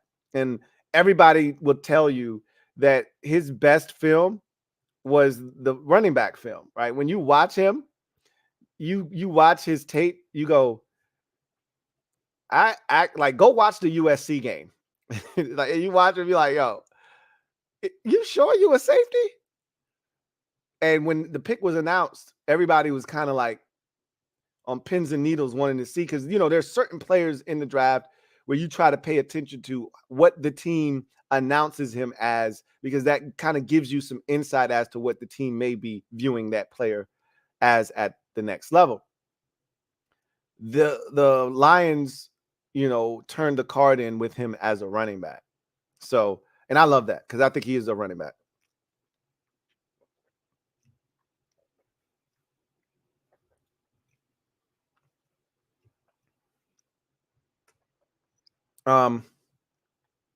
The Packers, this is what they do, right? 10, 11 picks. This is what they do every year. They build through the draft quietly. This is how they've stayed relevant for the better part of 3 decades now, right? Jordan Morgan in the 1st, Edgerrin Cooper in the 2nd, Javon Bullard in the 2nd, Marshawn Lloyd in the 3rd. Same with Tyron Hopper. Evan Williams in the 4th, Jacob Monk in the 5th, Keaton Oladipo in the 5th, Travis Glover in the 6th, Michael Pratt, the quarterback out of Tulane, in the 7th, and Kalen King, cornerback out of Penn State, in the 7th round. So my favorite picks in this draft were Edgerrin Cooper and Marshawn Lloyd. I thought Edgerrin Cooper was like 1A and 1B in terms of linebackers in this draft class, along with Peyton Wilson. I loved Edgerrin Cooper's game. And to pair him with Quay Walker could be dangerous. When Quay Walker is locked in, you add a guy with the kind of speed that Edgerrin Cooper has to a guy with the kind of speed that Quay Walker has, and you got a crazy linebacking core, right? And they weren't done. They added Tyron Hopper, another guy with a really good athletic profile. But Marshawn Lloyd, for some, was the best running back in this draft class, depending on who you asked. I know that Daniel Jeremiah thought he was the best running back in this draft class, you know, of the healthy backs, I'll say. I think most people thought that Brooks out of Texas was the best back, but he was hurt, right? He was injured. Lloyd can do a little bit of everything. He can run the football, he can catch it out of the backfield. He's got speed. I think that he literally is a clone of who they already have at running back in Josh Jacobs. Literally, they just drafted Josh Jacobs over again. Is that a good thing? Yeah, I think it is, because Josh Jacobs isn't guaranteed to play 17 games. And even if he does play, he's a guy that will play banged up, right? He's a tough guy, but I mean, he still gets hurt. So now you got a guy that if you miss Josh Jacobs for 2 to 4 weeks, Marshawn Lloyd can step in, and eventually, I don't know what that contract looks like, but eventually you can move on from him, and Lloyd can step in and you don't miss a beat, right? So love those 2 picks by the Packers in this year's draft. I thought it was another really good draft by the Packers. Houston Texans draft here in front of you. No 1st round pick for the Texans. They traded that to Minnesota before the draft even. You know, we were about 2 weeks out, 3 weeks out when they traded that first-round pick to Minnesota. So they're setting themselves up for the future with that. But in the meantime, they took Kamari Lassiter in the second round, Blake Fisher in the second round. So got that second-round pick from Minnesota, used it on Kamari Lassiter, the corner out of Georgia. Blake Fisher was my favorite pick of the Texans draft. He's plug and play at right tackle day one. Plug and play. And they need to protect their guy better than they did last year. CJ Stroud, for as well as he played, that offensive line was not great last season. But they did a really good job of running the football, taking some pressure off of him, and finding easy completions. And there were times where he had plenty of time, but I think a lot of the time that he was afforded was schemed up, if that makes sense. Boots, play actions, running the football effectively sets everything up. And that's that Shanahan offense. And Fisher's going to come in there and play really well, though. Kalen Bullock is a very versatile free safety that looks like a corner, plays like a corner, but is at the safety position. So he's really interesting there. Cade Stover in the fourth round at tight end. I actually like this pick too. Jamal Hill, Jawar Jordan, Solomon Byrd, Marcus Harris, and Ladarius Henderson round out the Texans draft. Again, my favorite pick is Blake Fisher, the tackle out of Notre Dame. I think that's a solid draft, though, for the Houston Texans. Indianapolis Colts are who we're staring at right now. And Latu was the first defensive player taken in the draft, and I mentioned this already. So they got, to me, the best edge rusher in terms of pure skill in this year's draft class. Love Latu. Love that pick. Adonai Mitchell in the second round at 52. Speaking of Adonai Mitchell in the second round, let me stop this because I know they're going to keep sharing it, because we got to talk about this for a second. So let me stop it right now. Did you see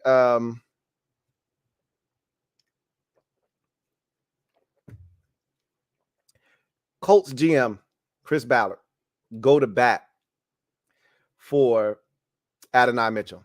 Did you guys see that? I loved it. What's crazy is I did a full 180 on Chris Ballard. When he first came in, I loved him in Indy. And over time, I kept waiting for him. After he lost Andrew Luck, it's easy to be a GM when you got Andrew Luck, when you inherit Andrew Luck. When he lost Andrew Luck, I kept waiting for him to make a move, because that Colts roster wasn't bad, and they were in a position that they could win something if you just attack quarterback.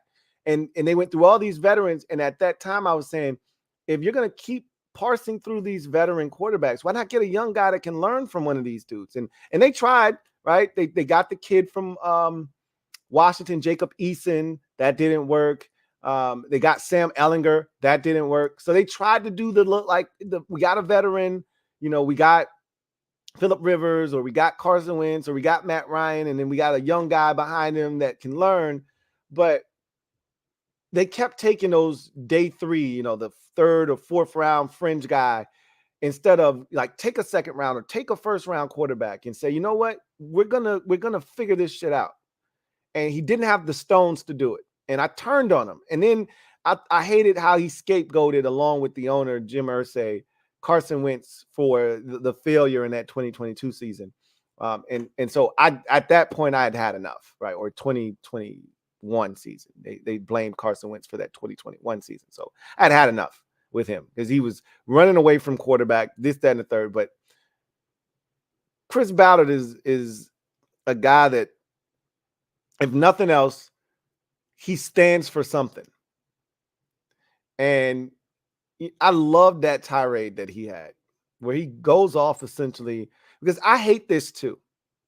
I hate these anonymous reports during it, because you get them every year, and people stay trying to tear down these kids, because that's what they are. They're kids, right? A lot of these dudes coming, and I get it. They're adults. They can drink. They can drive. They're 21, 22. I get it. But at the end of the day, they've never been under this type of microscope before. And a lot of times you don't know these guys. You haven't talked to them. You don't know them personally, but yet you're smearing their name. And it's easy for you to not put your name on something, but put this salacious and very slanderous reports out there in the atmosphere. And a lot of times it's done for personal gain, right? Like you want this guy to fall so your team can draft him, or a client, a agent of another team might put it out, so that his client may be able to benefit from a guy falling in the draft or something. You just don't know who's putting this information out there because it's always an anonymous source, and that's bullshit. And so reportedly, people were down like Adonai Mitchell why he lasted so long, because we were thinking he was a fringe first round pick. This guy didn't go till the middle portion of the second round, towards the back end of the second round, and you were wondering why he lasted so long. And apparently there was a report that he wasn't a hard worker, and he wasn't a great teammate, and he had off the field issues and shit like that. And look, each team needs to vet every single player and all of the sources. And so it is what it is. That stuff's going to surface during the process. It's crazy how it happens, but he went off and he talked about how that's bullshit. It's effing bullshit. I'm tired of people not putting their names. If you're going to say something about one of these kids, then you need to put your name on it. Like, don't be just throwing out shit about these dudes. And a lot of times you don't even know these guys. And I thought it needed to be said. I applauded him for it, because too often we see these types of reports during the draft season. And it's become so bad now. And I hate that I even admit this. It's become so bad now that I am jaded by these reports that come out during it. Like I always tell y'all, believe half of what you see, none of what you hear, even if it's spat by me, your man, Louie T. It's so bad now that I expect these things to transpire, and I just bake them into the process. I just bake them in. And that's not the way it should be, but I'm numb to it now. I see it so often. Every year you get this stuff. Every single year. So anyway, I digress. Let's get back to the Colts draft. I just wanted to bring it up because I saw Adonai Mitchell's name, and his new GM, Chris Ballard, went to bat for him, and it was pretty cool to see. Pretty cool to see. So let's get back to the Colts draft. Latu in the first, Adonai Mitchell in the second, Matt Goncalves in the third, Tanner Bortolini in the fourth, Anthony Gold in the fifth, Jalen Carlisle in the fifth, Jalen Simpson in the fifth, Micah Abraham in the sixth, and Jonah Laulu in the seventh. My favorite picks are Latu, Adonai Mitchell, and Anthony Gold. I just like the value of Adonai this late in the second. This is a guy that I thought would go late first, top of the second. You get him almost in the third round, essentially. We're 10 picks away from the third round, and you get him at 52. Love Latu for all the reasons I've mentioned throughout the process and even tonight. And then Anthony Gold is a guy that I thought was undersized, so I knew he was going to fall down the board because he's 5'8". But man, he does a lot of things very well. And to me, in this brand new NFL that we're about to embark upon, where kickoff is going to be a thing again, guys like Anthony Gold, I thought, should have been more valued in this year's draft class. They weren't clearly. Teams, all it's going to take is for one of these dudes to blow up in this first year of this new kickoff rule, and then you'll see guys like Anthony Gold benefit from it next year in the draft, where you'll see these guys getting taken in day 2, and as opposed to day 3 and midway through the third day, right? But nonetheless, I think he can help you all over the place. He's explosive. He's dynamic with the ball in his hands. He can make you miss. He's got explosive speed. You're talking about a sub 4.4 40 guy. He can return punts. He can return kickoffs. You can jet sweep with him. He could play some receiver. There are drops on tape. There's some times where you get some concentration drops. You could tell he didn't always trust his hands. You know, when you see a receiver jumping for a football that he doesn't need to jump for, that's usually a sign of I don't trust my hands, right? Because if you don't need, like, I remember growing up, my wide receiver coach would like, bro, what are you leaving your feet for? Stay on the ground. Like, this ain't Scooby-Doo. This isn't a cartoon. You can't run while you're in the air, or you're not going to hit the ground and run extremely fast because your legs are moving when you're in the air. If you jump in the air, you're suspended in midair. You're stopping all momentum. You're not going to hit the ground and just take off. Stay on the ground. That's how we get yards after the catch. So you see a little bit of that with Anthony Gold, but boy, can he be a difference maker. I think there's a lot there. Those were my favorite picks of the Colts draft. Jacksonville Jaguars, first round, Brian Thomas Jr., Mason Smith in the second, Jarrian Jones in the third, Javon Foster and Jordan Jefferson in the fourth, DeAndre Price and Keelan Robinson in the fifth, and then Cam Little and Miles Cole round out their draft. So my favorite pick for Jacksonville was in the fifth round with running back Keelan Robinson out of Texas. I thought he was severely underrated in this draft. And, you know, what happens is when you're playing with the guy like Brooks, who went to Carolina in the second round, you get overshadowed. And Keelan Robinson was a great change of pace. I think he's a better running back and has a better feel for the position than he's being given credit for. Ran a 4.42, so he can flat out fly. He's a kick returner. And again, I think much like, you know, what I just talked about with Anthony Gold, he wasn't valued high enough in this year's draft. I think he could be a difference maker for them outside of special teams, just as a running back, as a standalone. But when you offer up the special teams value that a guy like Keelan Robinson, I was eyeballing Keelan Robinson for the Commanders. Like, this was a guy that was on my radar. And I think that Jacksonville got a steal in the fifth round. I think they got a steal. So that's my favorite pick in Jacksonville's draft.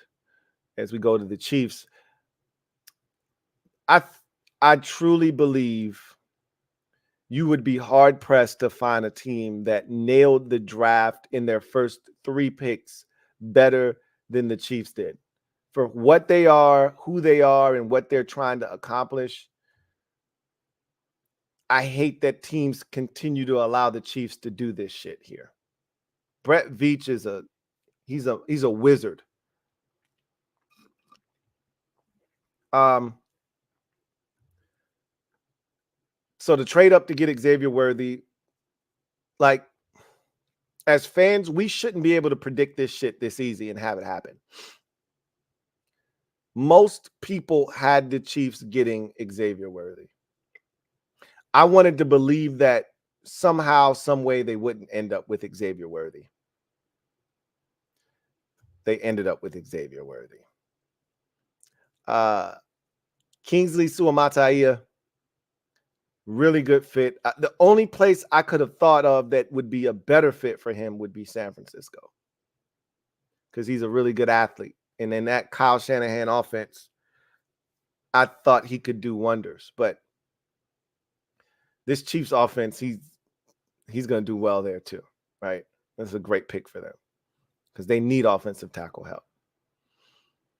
And then Jared Wiley, y'all know how I felt about Jared Wiley. Washington had him in for a visit, and I fell in love with his game.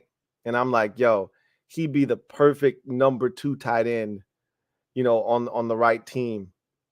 Well, look where they got him.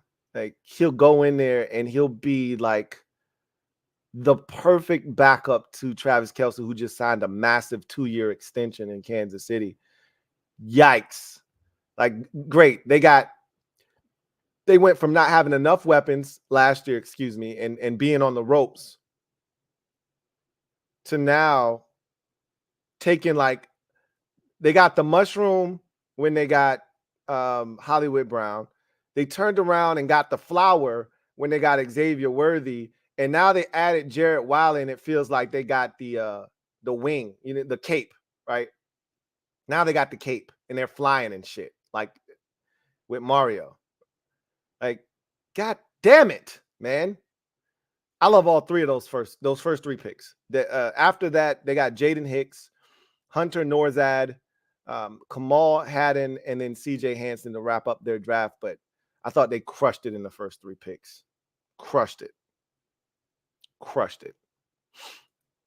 Kansas City Chiefs style. Raiders. First round pick was a bit of a shocker. Brock Bowers, after taking Michael Mayer last year in the first round, or second round, excuse me, I wasn't expecting Brock Bowers to be their first round pick this year. That caught me off guard. JPJ in the second round, DJ Glaze in the third, the Camarian Richardson, cornerback out of Mississippi State in the fourth, Tommy Eichenberg in the fifth, Dylan Loeb in the Alaub in the sixth, Trey Taylor in the seventh, and MJ Devonshire in the seventh as well. Devin Laub is interesting. He showed some really good pass catching skills at the combine. He was a guy that was intriguing, as you got to the back end of the draft. But my favorite two picks for the Raiders were Brock Bowers, because I didn't see it coming, but I love it. And that's an example of a team saying, to hell with the need. We need corner, right? We should draft a corner here. But we got Brock Bowers staring us in the face, man. This is how you get better. Yeah, we got a tight end already. Now we got two really good tight ends. Nothing wrong with taking the strength and making it stronger. And that's what the Chiefs just did with Jarrett Wiley, right? That's a hell of a pick, Brock Bowers. Whomever's playing quarterback. It feels like they're going to give Gardner Minshew the keys this year. Good luck with that. But they needed a center. They needed an interior offensive lineman, and Jackson Powers Johnson is going to come in and be able to do exactly that for them. So those were my two favorite picks for the Las Vegas Raiders. For the Los Angeles Chargers, they're under new management, new GM, new head coach, new everything. Joe Alt, first pick, set the tone. Ladd McConkey, second round pick. Junior Colson follows his former collegiate coach to the NFL. Justin E. in the fourth. Tarheeb Still in the fifth. Cam Hart, fifth. Kamani Vidal in the sixth. Brendan Rice, seventh. Cornelius Johnson, seventh. So you see what they did at receiver, right? A lot of guys that are really solid. No, earth-shattering selections except for Ladd McConkey, who is my favorite pick in this draft for the Chargers, because they needed a guy at receiver and they got themselves a guy at receiver. Now, don't forget, they still have guys on the roster like Palmer and the kid they spent a first-round pick on last year that they're hoping can actually play. It didn't look good last year for him, but we'll see what year two looks like, right? Our GM, Adam Peters, said, hey, sometimes dudes look like straight garbage in year one, and then, year two, they kind of, learn and develop and grow, and they're a totally different player. We'll see if that happens for the TCU receiver they took in the first round last year. But Ladd McConkey, I think he comes in, and I won't disrespect Palmer in that manner and say that Ladd McConkey comes in and automatically is their best receiver, but it kind of feels that way, right? That's my favorite pick in this draft. But you see what they did at receiver: Brendan Rice and Cornelius Johnson, and another former Michigan Wolverine, coming to the NFL with Jim Harbaugh. But you can see they didn't go out and kill it at receiver like we thought they might. They said, no, we're going to run the football. That's the most important thing. And let's just get some guys that can be pass catchers for us that we can trust.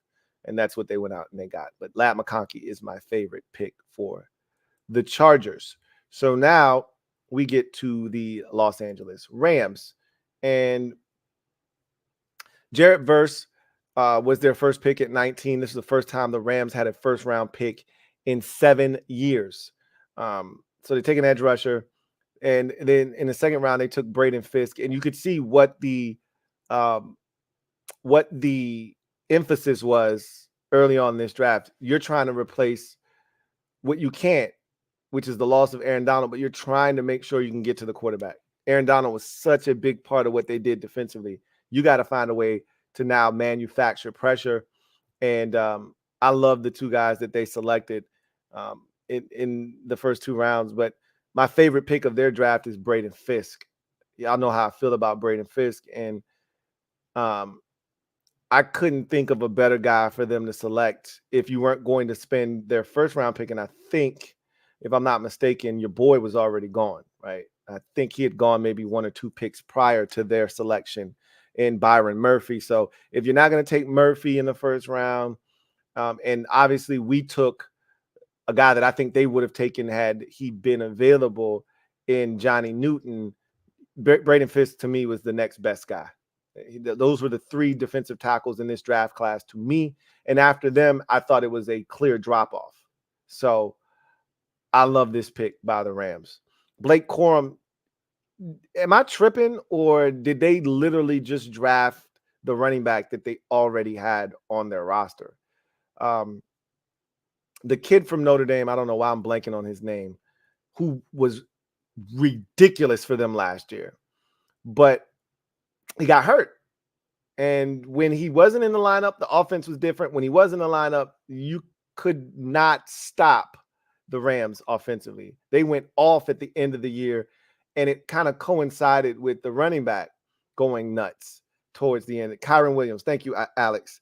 Kyron Williams out of Notre Dame went ape shit at the end of last year. And when he was in the lineup, good luck stopping the Rams. When he wasn't in the lineup, they weren't the same team.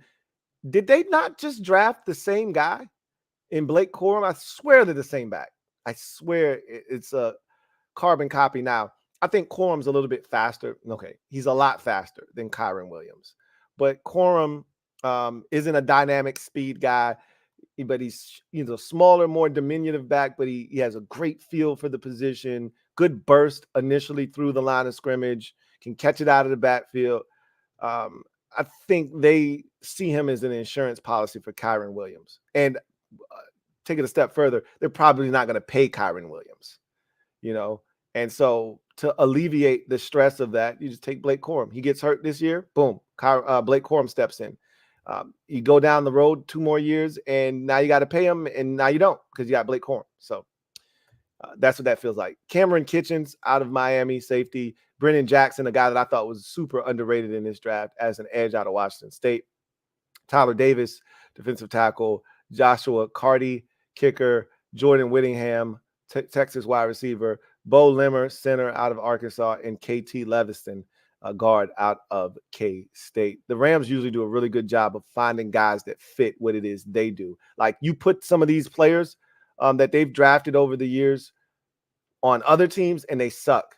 You put them with the Rams, and they turn out to be really, really good players. That's what this list of players looks like to me, but I think they got some really good talent. Their first 5 picks in this year's draft class, they're really good players. I think have a chance to be really impactful players for them moving forward. So my favorite pick, though, is Braden Fisk. Dolphins. So they didn't have a lot of draft capital, as you can see, only 7 picks for the Dolphins. And it's funny to say only 7 picks, like that's not the standard amount that you get. You're supposed to come into the draft with 7 picks, and then what you do from there is on you. But when you see teams with 11 and 12 picks, 9 picks, and then you see somebody with 7, it just feels like not a lot, but 7 isn't bad. Chop Robinson, I thought they would take an edge rusher in first round. I mocked them a first round edge rusher. It just wasn't Chop Robinson, but I thought they would get an edge rusher because all their guys are hurt. All right, Bradley Chubb coming off of an injury. The kid from the U coming off of an injury. And so they released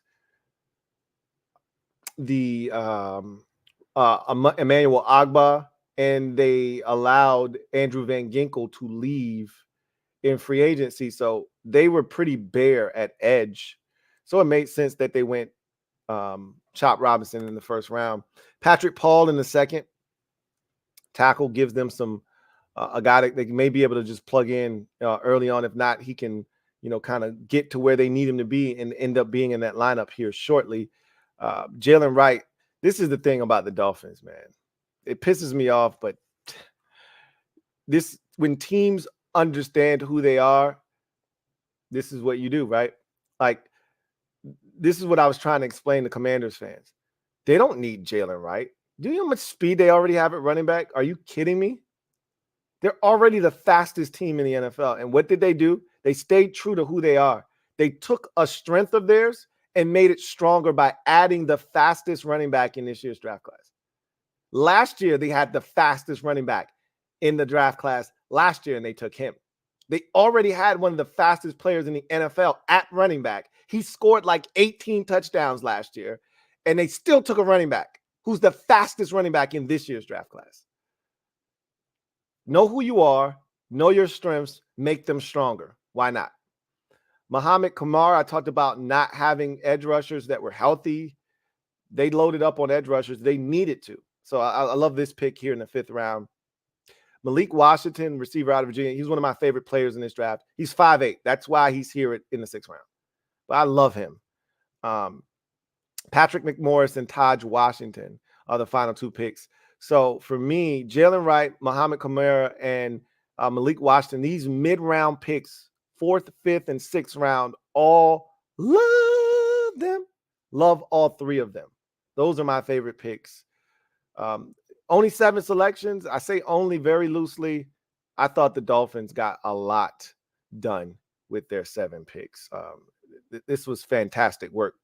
Again, concentrated, but boy, was it effective by the Dolphins, if you ask me.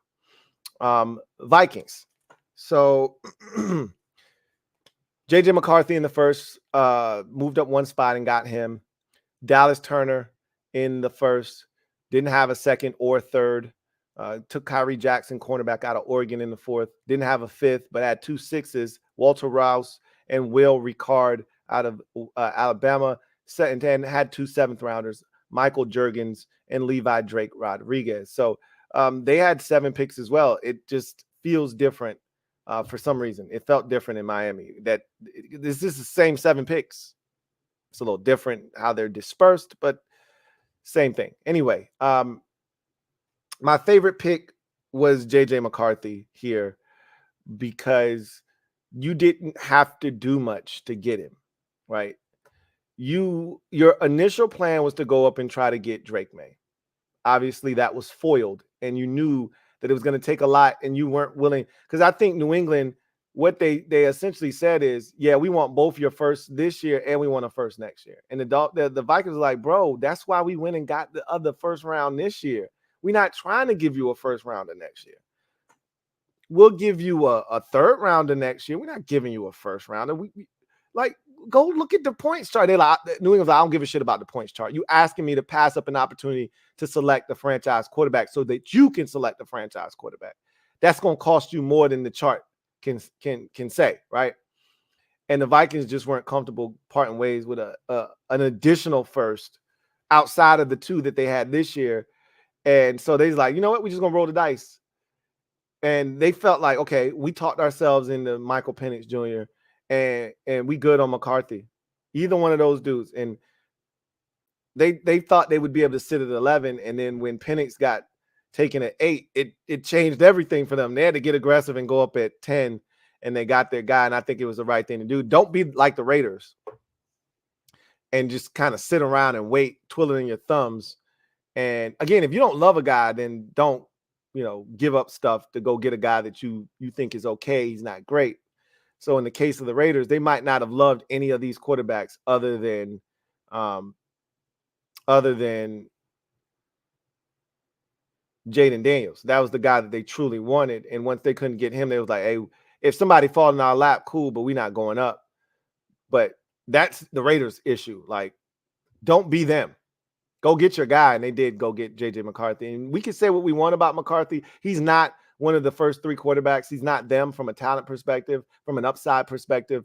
But what he is a winner. That's been proven in his high school career, in his collegiate career. And what we can also say is his model of quarterbacking works and wins in the NFL. Alex Smith. Now, again, you might not win a Super Bowl with that frame of mind and how he approaches the position, but you will win a lot of regular season games. And all you can ask for is, hey, give me a chance to play in the postseason. And Alex Smith was, once he figured it out, probably after his 5th or 6th season in the league, once he figured it out, all he did was win, whether it was back end of his San Francisco career or his entire career in Kansas City. All he did was win in the regular season. Same thing with Ryan Tannehill, right? Once he figured it out, back end of his Dolphins career, he went to Tennessee. The light bulb went off, and Ryan Tannehill had some stellar years for the Titans, went to the playoffs just about every year. And you can win a lot of regular season games doing it that way. It's just going to be hard when you get to the postseason.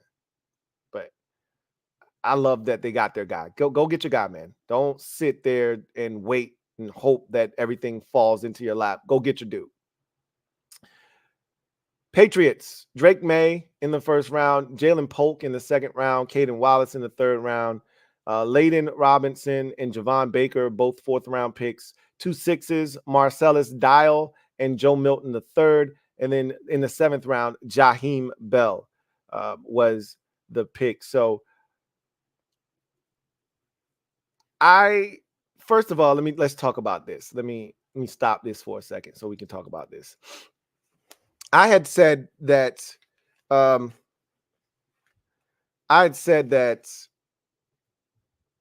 we were going to find out a lot about who was in charge in New England. And in my mock draft, I had them taking J.J. McCarthy because I felt like the Crafts loved McCarthy. They loved his story. They loved the Michigan pedigree, and they thought they were getting Tom Brady all over again. I said that their GM, Elliot Wolf, was like, nah, bruh. Drake May's the pick. And we got Jacoby Brissett. He doesn't have to play right away. We good over here. Let's take the kid with the ridiculous upside. And I said, we're going to find out who's in charge. And we've known this for a long time, that the Crafts usually do a really good job of letting football guys make football decisions and kind of staying out of the way. Well, we found out that that's exactly what they're doing, letting football guys make the football decisions, and they're staying out of the way. So I love that they took Drake May. It was the right decision. If you weren't going to move, he was the pick after the first 2 quarterbacks came off the board. And I really, really, truly think the Patriots did a really good job in this draft, if we're being honest with one another. But to each its own. I know there are a lot of people who don't love this draft from the Patriots.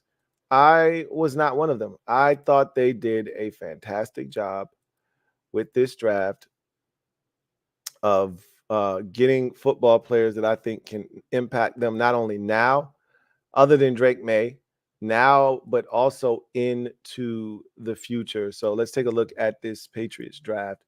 May in the first, Polk. I went through this already. I love these picks. I had a few of them. I love Jalen Polk, Javon Baker, and Jaheim Bell in this draft. And, just a side note with Joe Milton III, there are already questions about, is this guy going to make the transition to tight end? I think he's going to be Logan Thomas 2.0 in the sense that he'll get a shot, just like Logan Thomas did in Arizona. He'll get a shot to be a quarterback. And once they realize it, and I think they already know, but once they realize it and he realizes, bro, the only way you're staying in the league is by making this transition to tight end, he's going to fight it initially because no guy wants to admit that he's not a quarterback anymore. That's what he's been playing probably the last, 12 years of his life. That's all he knows right now is quarterback. But if he wants to stay in the NFL, if you want to go play in the USFL, knock yourself out, stay a quarterback. But if you want to play in the NFL, you're going to have to make that transition to tight end, buddy. And at 6'5", 235 already, all he's got to do is put on 5 or 10 pounds and he's, and learn how to block. And if he can catch, we already saw him run a 4.5 something at the combine. This dude's a freakish athlete. So, it was funny because my guy Derek B was like, did you see that the Patriots took a quarterback insurance policy by taking Joe Milton, and they hedged their bets, is what he said, in the 6th round. And I'm like, I don't think that's what they did here. I think they saw a guy that has potential to be this unique specimen, sort of like Johnny Wilson with the Eagles, who I think is trash, by the way. And people are getting all excited. Oh, they got this. Johnny Wilson is trash, but whatever. Joe Milton might actually be better than Johnny Wilson when it's all said and done, but that's nor here nor there. The bottom line is Joe Milton has a chance to prove that he's a quarterback. He sucked every step of the way. In Michigan, at Tennessee, he's been trash. So I don't think that's going to change now that the competition gets better and harder around him. I think he's going to have to make the tough decision. Do I want to play in the NFL? And if so, I got to make this transition. And I think the Patriots know that. And it's only a matter of time before the kid figures it out. And we may be the beneficiaries of that. But I love Jalen Polk. I think he was very underrated. All of those UW receivers were stupid, man. All three of them got drafted. All of them are really good. And all have, different qualities. Polk was a guy that just made all kinds of acrobatic catches. Somehow, the speed didn't show up at the combine, but somehow he's getting behind defenses. He's contorting his body. I thought his body control was the best of all three of the receivers. I just thought he was dynamic and just didn't get enough love because there was so many guys. And then, of course, it was Rome Odunze. Caden Wallace, really liked that pick. But Javon Baker, for me, may be a steal. And this is where he should have gone, right? Somewhere in the late third to early fourth, I thought was his, area of the draft. This was the guy, right? Washington passed up on Javon Baker to take Luke McCaffrey. This was the guy. Only guy that, I was like, yo, you should have taken him. All the rest of these receivers are cool, but Luke's fine too. This was the one where I was like, could have had Javon Baker. Yeah. And then Jaheim Bell, I told you I liked him more than most. Yeah, he's undersized. Yeah, but they just had a guy like him. And that's why I think they took him, because they literally just had the tight end from the Titans who was with Atlanta last year. He was in New England before that, though. And, undersized dude, 6'1", 6'2". Jaheim Bell has a chance to turn into that receiver, or that tight end rather, or he could turn into, and I thought he was the guy that kind of set the trend for those undersized tight ends that were extremely athletic. Delaney Walker, right? Jaheim Bell could be like a Delaney Walker type. You utilize him correctly. And in New England, back when Belichick was there, they actually used the fullback. He could have been that, right? That H-back, move piece, move tight end. I think Jaheim Bell has incredible value in this league if you utilize him correctly. So my favorite picks were Jalen Polk, Javon Baker, and Jaheim Bell. I actually like what the Patriots did in this draft. Saints. Talisa Fuaga was their first pick. Kool-Aid McKinstry, second round pick. Spencer Rattler. They did not have a third or a fourth, but they did have 3 fifths, starting with Spencer Rattler, then Bub Means, and then Jalen Ford. And then they rounded out their draft with Christian Boyd in the 6th and Josiah Ezram in the 7th. To me, they might have gotten the single biggest steal of the entire draft, getting Spencer Rattler in the 5th round. I've already said it. It reminds me a lot of when Washington got their hands on Sam Howell in the 5th round.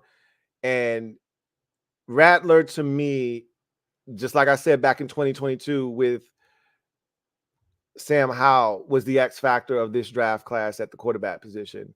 You don't know exactly what he's going to be, but the talent is definitely, most certainly there. And I think he's an upgrade over Derek Carr. So it's only a matter of time before Spencer Rattler gets into that lineup. And I think he could be electric at the NFL level. He's got talent, man. Here's the thing. He fell reportedly by, and this was via Ian Rappaport. He fell because of that QB1 Netflix series, which I thought was largely unfair to him because he was young, man. He was young. He was in high school when that shit came out. And here it is. This dude is like 5-6 years removed from when that was recorded. He's had a chance to grow. And when you talk to people, I've read up a lot about him. They say he's a totally different dude, man. He's even different from the Spencer Rattler that was at Oklahoma. The South Carolina people can't stop raving about him. Like, yo, This dude was the constant professional. He had done a total 180. He's a good kid, and teams weren't trying to hit that shit. Like, oh, okay, that's cool, but we know what we saw, and it's in there still. You trying to tell me he's not that guy anymore? Because that shit's still in there. You don't just stop being that dude. And I'm like, that's rough, but he's talented, bro. He's talented. I would argue that that's the biggest steal in this year's draft class, getting Spencer Rattler. This was a guy we talked about as a second round pick. I know I did. I can't speak for anybody else.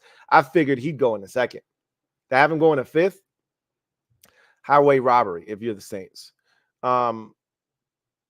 Giants. Malik Neighbors, first round pick. Tyler Nubin, second round pick. Andrew Phillips, third round pick. I didn't realize the Giants had this few selections. They only had 6. Theo Johnson in the 4th, Tyrone Tracy Jr. in the 5th, and Darius Mausa in the 6th. This is a very basic draft by the Giants. Nubin's okay. Malik Neighbors is obviously the star of this draft. I don't like Andrew Phillips. My 2 favorite picks are, obviously Malik Neighbors is the star attraction here. But outside of that, my 2 favorite picks are Theo Johnson and Tyrone Tracy Jr. Now, Theo Johnson, I think he's still raw. I don't think he plays to the the level of athleticism that we saw at the combine from him. So I worry that he's the same kind of athlete that you saw when he was in his t-shirt and shorts versus having on pads. That said, they needed a plan in place because you can't trust Darren Waller. He's a loose cannon at this point. You got to plan as if he's not going to play football anymore. So I like that pick because of that factor. And then Tyrone Tracy Jr. is a guy that I was intrigued by. Again, the kickoff rules changing. He's a guy that can give you that. He can catch it. This is a former receiver that converted to running back, so he can catch it out of the backfield. He's a sub 4.5 40 guy, gives the Giants something that they lack because they went out and got Motor Singletary, who's a really good back, but he doesn't have speed. Well, Tyrone Tracy Jr. has speed. So I just think it's a good fit for a Giants running back group that after Saquon departed doesn't have any speed. So he adds a little bit of speed there too. Anyway, I digress. Not the greatest draft from the Giants. It's not terrible, but it's not a great draft either. But they didn't have a lot of picks. Jets. Olu Fashanu, first round pick. Malachi Corley in the 3rd. 4th round, Braylon Allen, the running back out of Wisconsin. Jordan Travis in the 5th round, quarterback out of FSU. Isaiah Davis, running back. Quantez Stiggers, who they went over and snatched away from Canada at the cornerback position. And Jalen Key, safety out of Alabama. So my favorite pick was Jordan Travis because I don't know what he's going to be at the NFL level, but I watched him grow over the life of his career. He started out as a basic, nothing, undersized quarterback, and it felt like he was in college for 37 years. I swear Jordan Travis was at school with Jameis Winston. It felt like he was there that long. But when his career was winding down that final year, he had finally put it together. And it was unfortunate that he got hurt. Would have really liked to have seen where he would have ended up had he stayed healthy.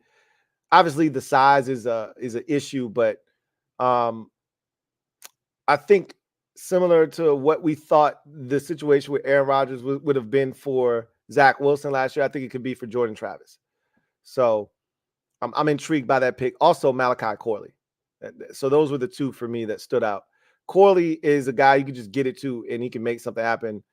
And while I love Garrett Wilson and his ability to make, he's not a power run after catch guy. He's a make you miss dude.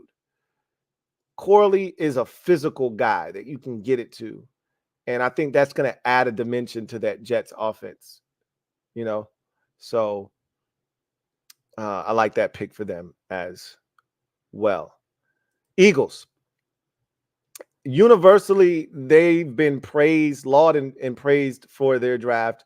They traded back 59 times in this draft after getting the two corners. I think a lot of what they did after the first two picks is questionable. I do like Will Shipley, but they already had like 59 backs, but nothing wrong with taking the strength and making it stronger after adding Saquon Barkley and already having 97 running backs already on their roster. I like Will Shipley. So I think that's another good fit. I already told you Jeremiah Trotter Jr. was overrated to me. So getting him in the fifth is good value, right? Like this is where he belongs. I don't think he's that good of a football player. I think he's solid. He's not a needle mover. Trevor Keegan, I think is good value in the fifth round. And going to Stoutland U is ridiculous. And he's got enough talent that I think they can get something out of him. So that's a good pick there. Let's just go through this real quick. Quinyon Mitchell and Cooper DeJean, ridiculous to be your first two picks. They had a glaring need. Those are my favorite two picks, by the way. So let's just get that out of the way now. They came into this draft similar to Detroit, right? The Lions had a glaring need at corner. What were their first two picks? Corner, right? Eagles, same thing. Glaring need in the secondary at corner. Very first two picks, Quinyon Mitchell. And when you take it a step further, they went out and got Vic Fangio as their defensive coordinator. Vic Fangio is like the king of zone, coverage. And they got the two best zone corners in the draft by a mile. So you have to absolutely love what they were able to do there, right? Jalen Hunt is very intriguing to me. I talked about this on the Bleacher Report stream about what this kid is. So many people project him as an edge rusher. I saw him standing up a lot on tape. He's a former safety, converted to linebacker that can rush the quarterback. So he's 252 pounds though at 6'4", right? Like he's got a unique set of skills. I'm still like trying to figure out what he is at the next level, but there's a lot you can do with a guy like Jalen Hunt. Aeneas Smith, he's cool. He's not a needle mover for me. But when you get him in the fifth round, right? Johnny Wilson, people are going goo goo gaga over. I'm not a Johnny Wilson fan.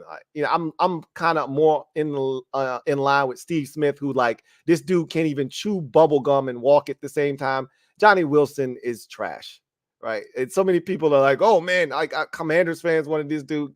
Johnny Wilson is ass. And the thing is, he wants to play receiver. He's not a receiver. He's a tight end, and he's not going to be able to block.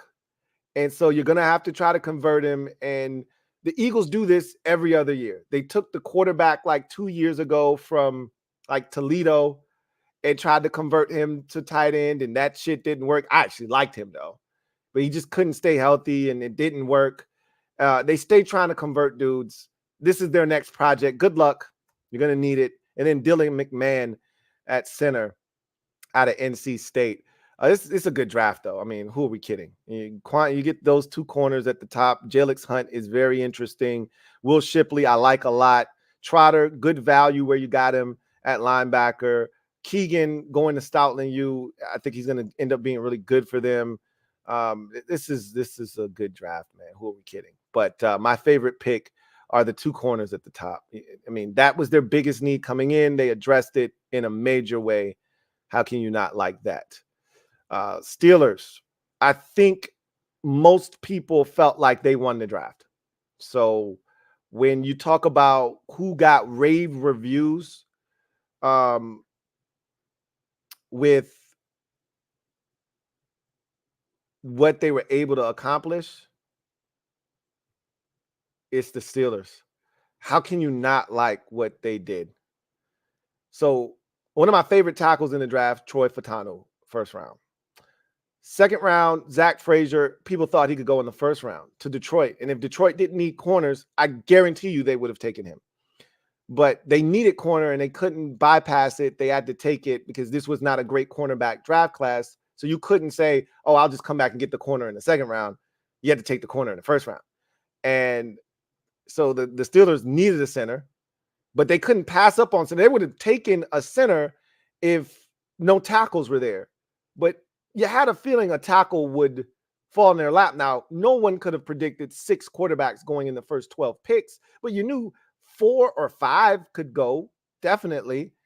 And no one could have imagined 14 straight offensive players coming off the board to start the draft, which allowed a guy like Troy Fautanu to fall in your lap. You couldn't pass on that if you were the Steelers, because you wanted to move Broderick Jones over to the left tackle anyway. This gives you an opportunity to do that. You could keep him at right tackle too, but the plan all along had always been move Broderick Jones over to left tackle, and now you can do that with Troy Fautanu coming in. Zach Frazier, day one starter, former wrestler, bully, physical, nasty demeanor. He's going to be the next guy up, you think, in the long line and lineage of successful Pittsburgh Steelers centers. Roman Wilson in the 3rd round is crazy. This was a guy that I thought was a 2nd round pick. Not only do you get him in the 3rd round, you get him late in the 3rd round. This is criminal, right? Same with Peyton Wilson. He doesn't have an ACL. It scared everybody. They said, cool, we've taken players without an ACL before. We're not worried. Yikes. This is not supposed to be a guy you get at literally, they're 2 picks away from the 4th round. Like, they got the 3rd to last pick of the 3rd round and they get Peyton Wilson. Are you kidding me? Mason McCormick, Logan Lee, who's an interesting defensive end that I think you draft. Saw him at the combine, was very impressed with him. He fits that 4 defensive end profile that the Steelers like. And then Ryan Watts to finish out.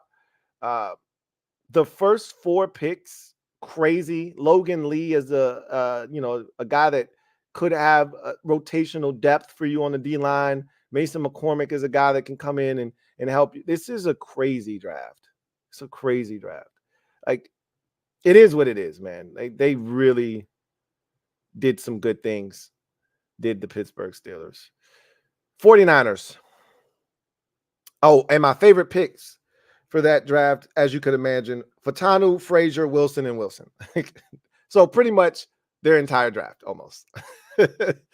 49ers. Ricky Pearsall in the 1st. Renardo Green in the 2nd, cornerback out of Florida State. Dominic Pooney out of Kansas, the guard, 3rd round. Malik Mustafa out of Wake Forest, safety, 4th round. Isaac Guerrero in the 4th round out of Louisville, the running back. Jacob Cowing, who I actually like a lot at receiver, in the 4th round as well. So they had 3 4th round picks. 6th round, Jarrett Kingston, guard out of USC, and 7th round, Tatum Bethune. So for me, my favorite pick is Isaac Guerrero in the 4th, because we know what Kyle Shanahan's offense does with running backs. And this guy is the quintessential one cut and go. And you didn't really get to see what's crazy is he went to the combine and blew it up from an athletic standpoint. Ran the 4.33 or whatever it was and showed the explosiveness. And you watch his tape and he looks like, he's a plotter. 3 yards in a cloud of dust, ramming into the offensive line. And you don't get to see the speed very often. Well, that's because of the offense that he played in. But you put him in this wide open offense with Kyle Shanahan, where you're going outside and inside zone, and you let him, run that track, right? And run. You let him press that hole, press. And then when they over pursue, he sticks his foot in the ground once, and he's a one cut and go back. He sticks his foot in the ground and then gets to accelerate. He could be like Tatum Bell in this offense, right? Like, or let's bring it more present day. A guy that is you should know. Tatum Bell is a little bit over the head of a lot of you who, haven't been watching football for over a decade. Let's bring it a little bit more current. He's more of Tevin Coleman from Indiana, who coincidentally enough was another Kyle Shanahan running back. He's more of a Tevin Coleman, or even more present. He is the running back for the Miami Dolphins. Raheem Mostert, another Kyle Shanahan. But you see where I'm going? You see how this all fits? He's all of those guys. Just another one of these explosive, dynamic, one cut and go backs. And to think they get him in the fourth, they got Christian McCaffrey, but how much longer is McCaffrey going to last, right? Tremendous season he's coming off of, but Christian McCaffrey is a workhorse. So at some point, he's going to wear down. It'd be nice to take some of those carries off his plate, give it to a guy like Isaac Guerrero who can hit that home run. And I love this pick. I actually like Jacob Cowing a lot too, and I think he's going to play well for them. You know, I love Ricky Pearsall too in the first round, but my favorite pick is Isaac Guerrero. Seattle Seahawks. First round pick, Byron Murphy the second, and they did not have a second. Third round pick, Christian Haynes. Fourth round pick, Tyrese Knight. Fourth round, again, A.J. Barner, tight end from Michigan. Fifth round pick, Nehemiah Pritchett.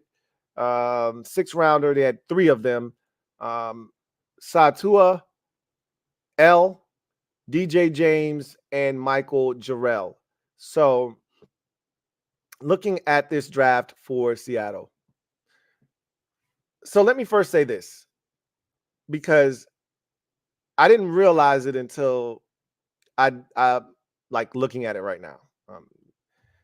Tyrese Knight, I said in my prediction video for Washington's draft that if going into day 2 or day 3, excuse me, one of my predictions was that if Tyrese Knight was available in the 5th round, Washington would take him at linebacker. And I said they didn't take him. They took Jordan McGee. So there's your answer. I wasn't wrong. It's not often that I get to say, hey, my bad. I said I was wrong, but I wasn't. Because usually I do a good job of checking to see if I'm wrong or right. Because I don't want to admit I was wrong. But if I have to, I have to, right? I thought I was wrong, but I wasn't. He wasn't there in the 5th round. He got taken in the 4th round. I actually liked Tyrese Knight a lot. And I wanted him to be there in the 5th. I wanted that optionality. I wanted the choice to see what they would have decided had he been available. But the Seahawks saw a talented football player at all of a sudden position of need, and they took him. And so love Byron Murphy the second in the 1st round. But my favorite 2 picks in this draft for them are Tyrese Knight in the 4th round. I think he's going to be a stud. He's a tackling machine out of the UTEP. And DJ James in the 6th round, cornerback out of Auburn. Another one of these undersized guys that can flat out fly as a nickel. He can play inside or outside. I think he's going to get kicked inside at the NFL level. But he reminds me of another DJ that played for this Seattle Seahawks team, DJ Reed. And I don't know if Seahawks fans remember how they felt about DJ Reed. And, you know, early on, it was mixed reviews. As he got towards the end, that 3rd and 4th year on that rookie deal, DJ Reed was a stud. And then he went to the Jets, and we've seen what he's morphed into.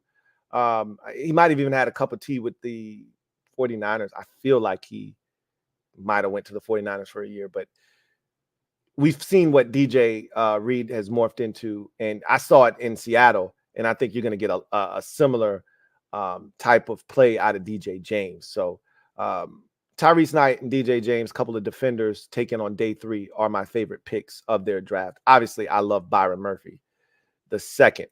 Tampa Bay Buccaneers. Graham Barton, their 1st round pick. Chris Braswell out of Alabama, the edge rusher, opposite of Dallas Turner, was their 2nd round pick. Tyke Smith was their selection in the 3rd round. They had 2 of them. Jalen McMillan, the 3rd Washington Husky receiver to be selected in this draft, was taken. Bucky Irving in the 4th round. Elijah Klein and Devin Culp round out the Buccaneers draft. So my guy Reed told me, man, I'm telling you, I think they love Johnny Newton, man. And if he's there, they're going to take him. And I'm like, I don't see y'all doubling up on defensive tackles in the 1st round in consecutive years. And Johnny Newton was on the board, and they did not take him. I'm not shocked that they didn't take him because they got Kalijah Cansey last year, and I didn't see them doing that again. And they need help on the offensive line, and Graham Barton was there. It makes sense. And so I thought they were going to go edge rusher in the first round, and all of the edges were gone. Latu was gone. Dallas Turner was gone. Chop Robinson was gone. And with those three being gone, the value at edge rusher was gone. So they went Graham Barton. Can't lose there. Guy can play all five. The rare five-tool offensive lineman, the guy that can actually play all five positions. You don't see that very often, but he can. And as you see, he's listed as a center. Don't know if he's going to play center or guard for the Bucks, but they can use one of each. Speaking of which, I talked about edge rusher. They needed one. Boom. Chris Braswell in the second round. I like him a lot. I like Chris Braswell a lot. Tyke Smith is a good safety out of Georgia. McMillan, I talked about all three of those Washington wide receivers and how good they are. But when you talk about my favorite picks of their draft, it's Jalen McMillan in the third and Bucky Irving in the fourth. So many people loved Bucky Irving coming out of Oregon. And I think his stock fell when he didn't run fast at the combine. Now, he wasn't slow. He just wasn't as fast as I think people thought he was going to be. But he's still dynamic. He's still a guy with kind of a receiving background, but he's a running back. He can catch it out of the backfield. He's quicker than fast, so he can separate. And I think he's going to be a guy that actually ends up having a really, really solid NFL career. If utilized correctly, he's got a chance to be a dynamic player out of the backfield. So I like McMillan. I thought he was really good at UW. And I think Irving is really good and gives them another option in that backfield in Tampa. So we go to the Tennessee Titans and their draft. J.C. Latham in the first, Tavondre Sweat in the second, Cedric Gray, linebacker out of North Carolina in the fourth, Jarvis Brownlee Jr. in the fifth, Jaquan Jackson, wide receiver out of Tulane in the sixth, and two seventh-rounders, James Williams and Jalen Harrell. So this is such a Tennessee Titans draft. Like, you take the powerful offensive lineman in the first round, which it seems like they do every year. You take a, dominant defensive lineman, which they feel like they do somewhere in the first 2 or 3 rounds. And then the rest of the draft is just ho-humish. Like a bunch of dudes like, he's all right. Whatever. Like, when are they going to just, and I get it. They spent in free agency each of the last 2 years. They got Newt Hopkins 2 years ago, last year in free agency. And this year they went out and got Calvin Ridley. So I get it. And then they spent a first round pick 2 years ago on Treylon Burks. But I don't know. I just always feel like there's like in a draft where there's a million receivers, they come away with Jaquan Jackson. Like, really? Like, how much longer do you think DeAndre Hopkins is going to play?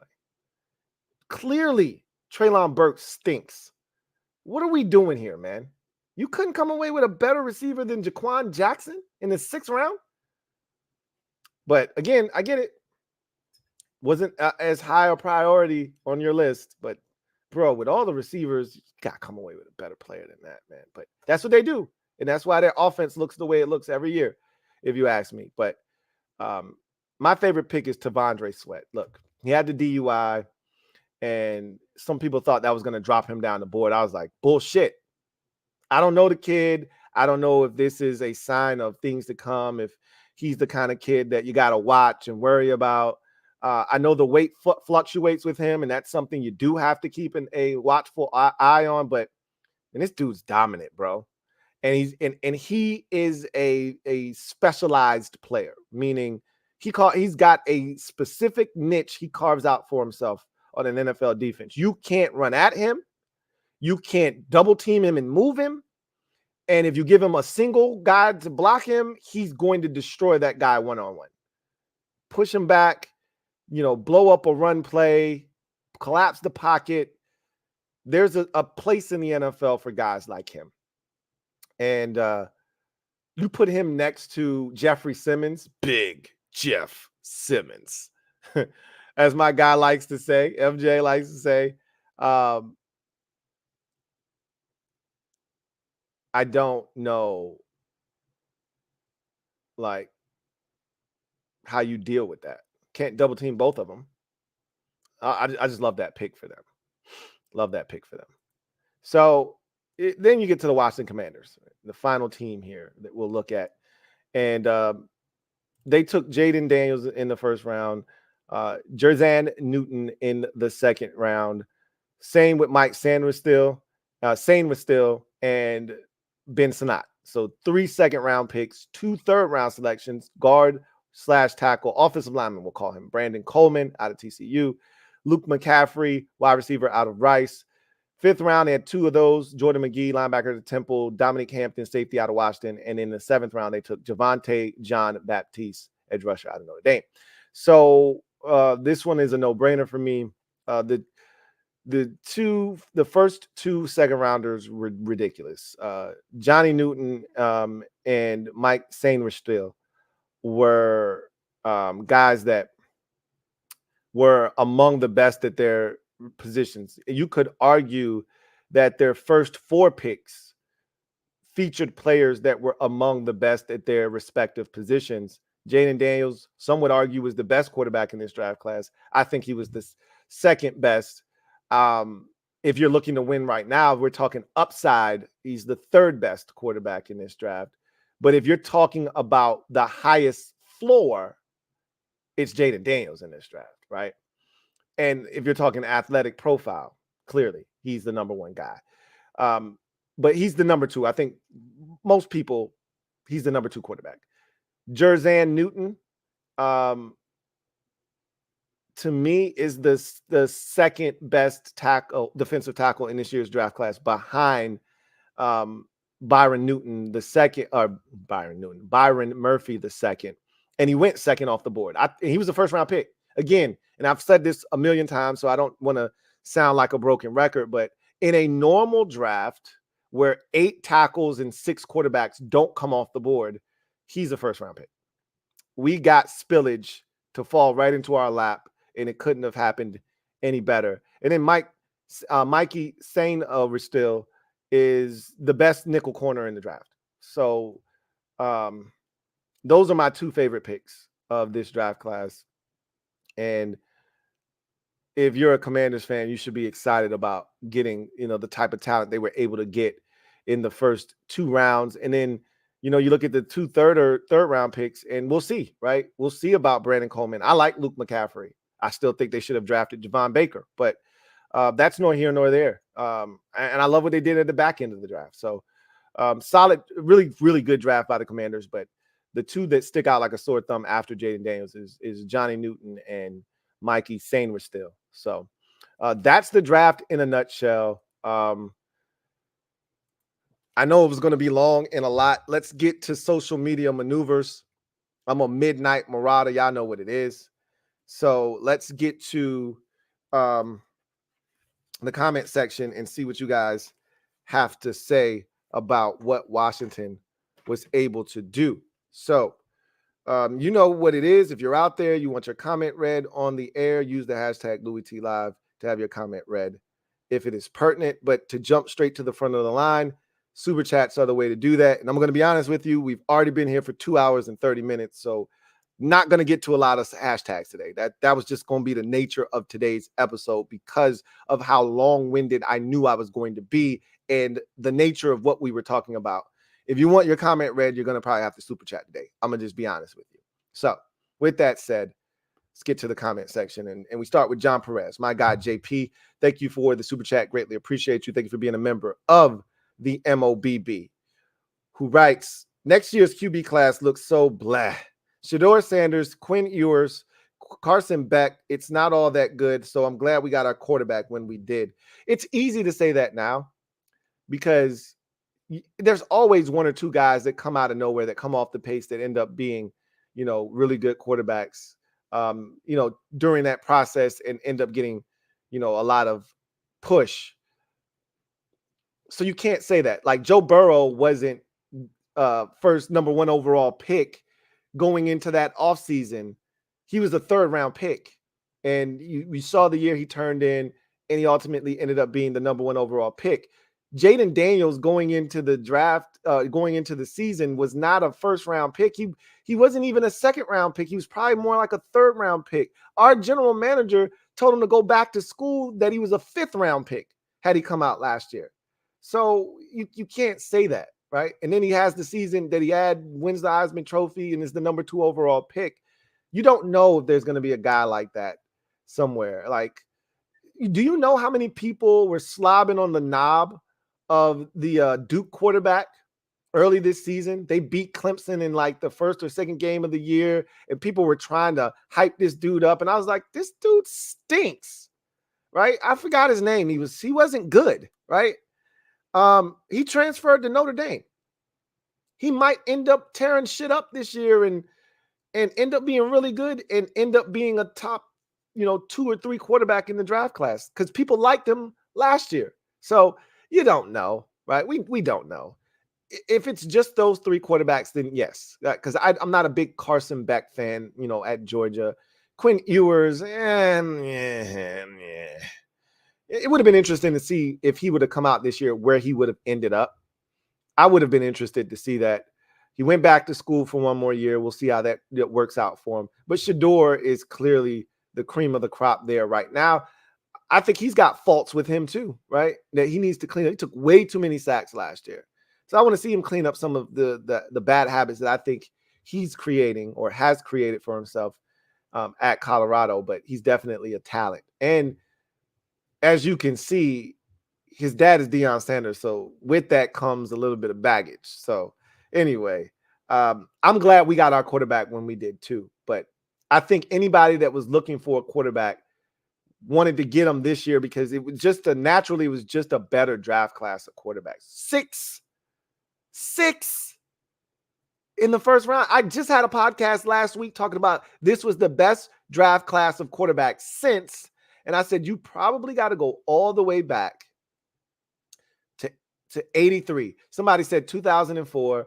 And yeah, I mean, when you talk about a draft class that features 2 Hall of Fame quarterbacks potentially, or 3, potentially, Ben Roethlisberger, Eli Manning, and Phillip Rivers, yeah, I'd say that that's a pretty damn good class. But there wasn't anything else in that class in 04 other than those 3 guys. But I mean, still, 3 Hall of Famers. I mean, that doesn't happen normally in one class. So I think 04 does register for sure. Obviously, 2020 looks really good right now with Burrow and Herbert and Tua and Jordan Love and Jalen Hurts. That's looking like a killer draft right now. But we'll see, how those guys continue to develop and what their careers ultimately turn out to be. But 6 in the first 12 is crazy. And so we'll see what next year's class looks like. JLG, thank you for the super chat. Greatly appreciate you. Thank you for being a member of the MOBB, who writes, hey, Lou, I'm thinking you might have to do a 2-part series of the CP this week. Why did the Eagles sign Mekhi Becton without having a need at left tackle? There are some teams that could have used Becton, shaking my damn head. I mean, because the Eagles want to make sure that in the event, like they were hurting last year when they had an injury to, like, they couldn't function offensively at times when they didn't have their right tackle. It's literally Lane Johnson. I was about to say his name was literally on my tongue. When Lane Johnson gets hurt, their offense goes to shit almost. Like, they fall apart. Now they got to put Landon Dickerson out there and shit gets ugly fast. So to avoid that, now they have Mekhi Becton as a swing tackle. Anything happens to Jordan Mailata, anything happens to Lane Johnson, they got a guy. That's why they signed him, right? He was out there. Mekhi Becton was out there since March, and everyone had a chance to sign him. You didn't sign him. You wanted to wait till the draft to see what you got. And the Eagles said, okay, we didn't come away with anything that we value at tackle. Let's go get Mekhi Becton. So they picked up the phone, they made the phone call, and they got him. I don't know what the discussion is about. The Eagles, they want, just like everybody else in the league, wanted to take a look at this deep class of tackles. The draft fell the way that it fell for Philadelphia, where tackle never really presented itself to them, right? They probably would have taken a tackle had they stayed at 50 and 53 by making the trade to come up to get Cooper DeJean. That wiped away the real value that existed at tackle. And by the time they were on the board in the third round with Washington at 78 from that trade that they made, there was no more value at tackle for them. So they moved back 8 spots with the Texans, and then they started trading back, and they traded back again. And so they never really were in a position to take a tackle, so they took Mekhi Becton, who was a free agent. And we knew somebody was going to do that. That's what everyone was waiting on, to see how the board fell for them, to see if they came away with the tackle. If they didn't, they knew they could pick up the phone. Eagles picked up the phone, called for Becton, and they got him. I don't understand what the conversation is about. I don't know why I would need to do another edition of the Command Post to talk about that. The Eagles signed him. He was available. If you wanted him, you had all offseason to sign him. Clearly, nobody else wanted him. They wanted to see what the draft would bring. I think most teams felt comfortable with what they came away with. The Eagles clearly did not. So they signed Mekhi Becton. I love it from this standpoint if you're Philadelphia. He's going to Stoutland you. Like, if anybody can get Mekhi Becton, who is oozing and dripping with all kinds of potential, if anybody can get the most out of this kid, it's Jeff Stoutland. So it's really a good spot for him. We'll see if he even gets a chance to play next year, but I think it's a great spot for him, to be honest with you. Yes, Red Wings 01, Riley Leonard, the quarterback that was at Duke. People were drooling all over this kid at the start of last year, right? Talking to Mel Kiper had him as his like number 2 or 3 quarterback to start the season off. I was like, so I watched that game against Clemson because I'm like, we could need a quarterback next year. I was all in on Sam, but I'm like, we could need a quarterback. If Sam doesn't work out, remember, we all knew what we were signing up for. This was the last year of Rivera. If it didn't work, EB was only going to get one shot to prove he was a real coordinator in this league and potentially a head coach. And Sam was only going to get 1 year to prove he was a quarterback. So I was eyeballing quarterbacks all year with the possibility of Sam and company not working out. That was always in the back of my mind. So I watched Riley Leonard. I was like, God, this guy stinks. Now he's in Notre Dame. So we'll see what he does. CJ Shoots photo. Been a member for 32 months.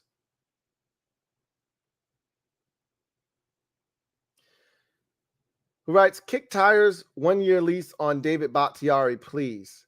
Why? David Bakhtiari couldn't even stay healthy in Green Bay. Why would you kick the tires on an aging veteran when you drafted a guy that you like, you got stuff on the roster, and at some point, other teams' stuff is going to shake free? So this was such a deep tackle class, right? So they say. We have a roster where we'll have 1 or 2 spots available at the end of camp when teams start to make their cuts down to 53. Somebody's going to cut a 5th round or a 6th round tackle.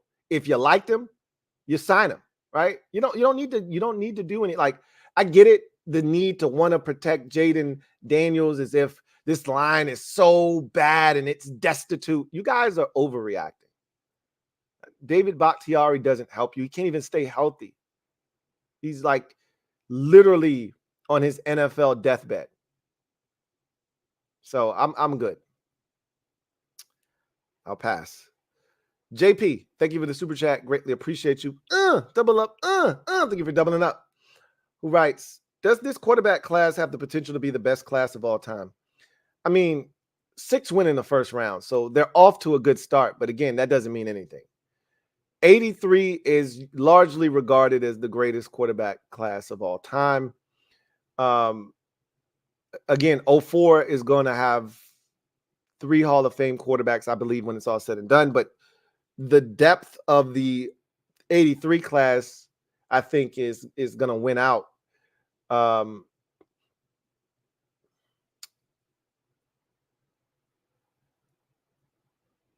You got to keep an eye on 2020.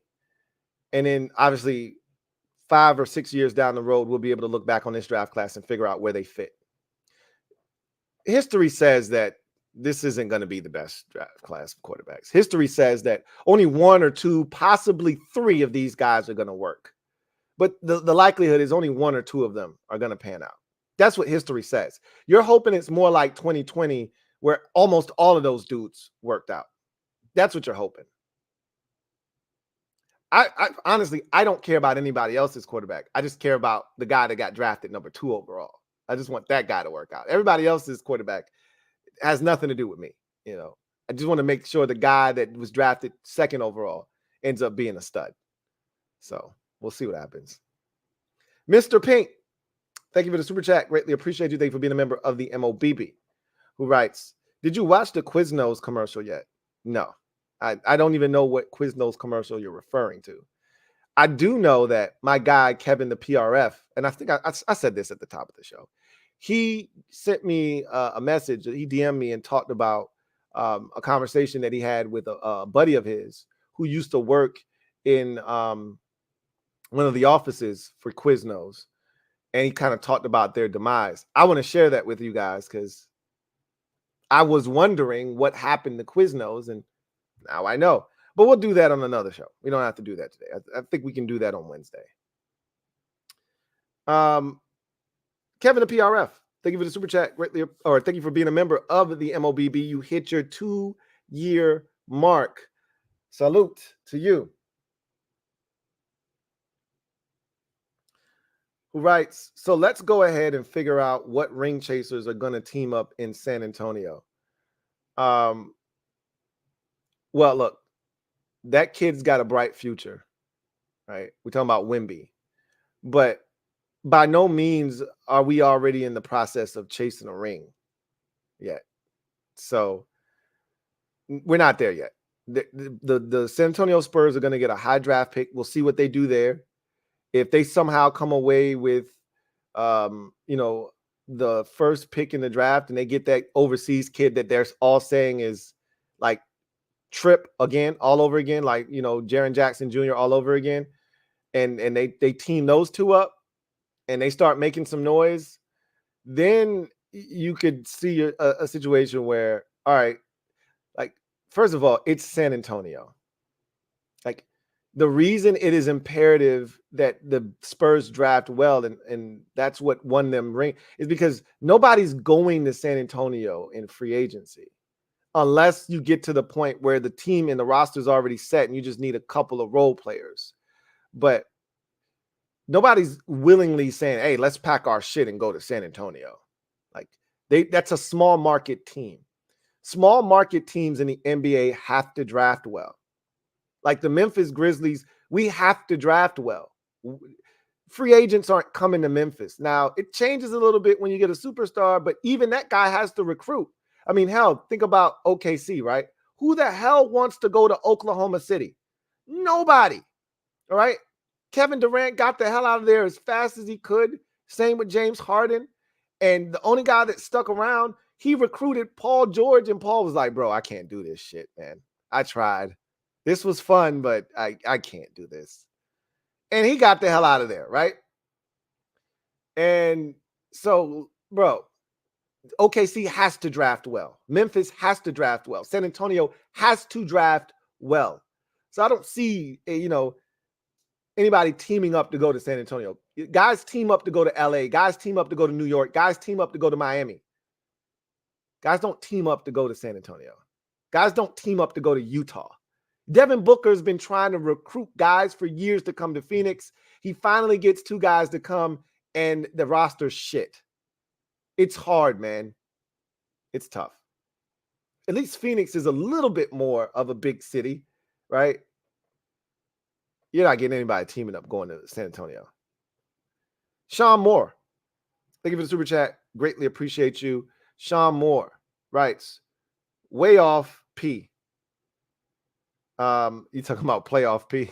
I think you're talking about playoff P as being way off P.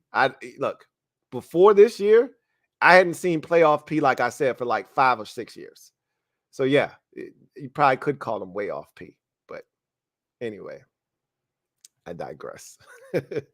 Ethan Dykes, thank you for the super chat. Greatly appreciate you.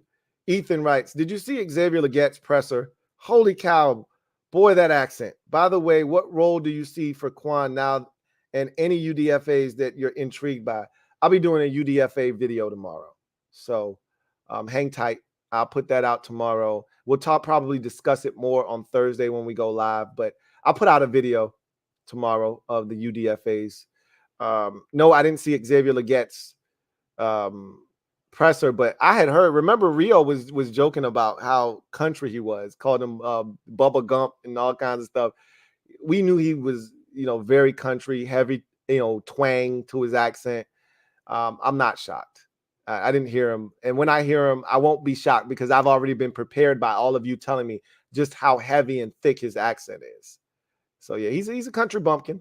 He's definitely a down south kid. I mean, we heard it with Drake May. He had a.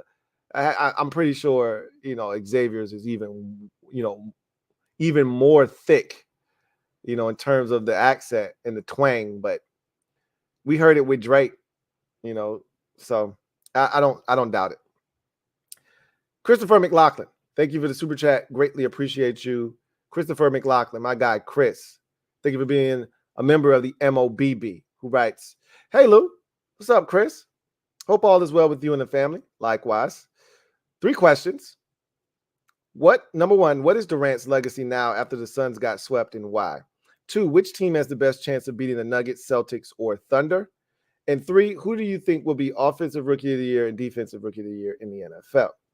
So the first question is, what is Durant's legacy? Durant will go down as one of the greatest scorers in NBA history, and that will not change no matter how you feel about him. Kevin Durant will go down as a cerebral assassin and one of the greatest scorers this league has ever seen.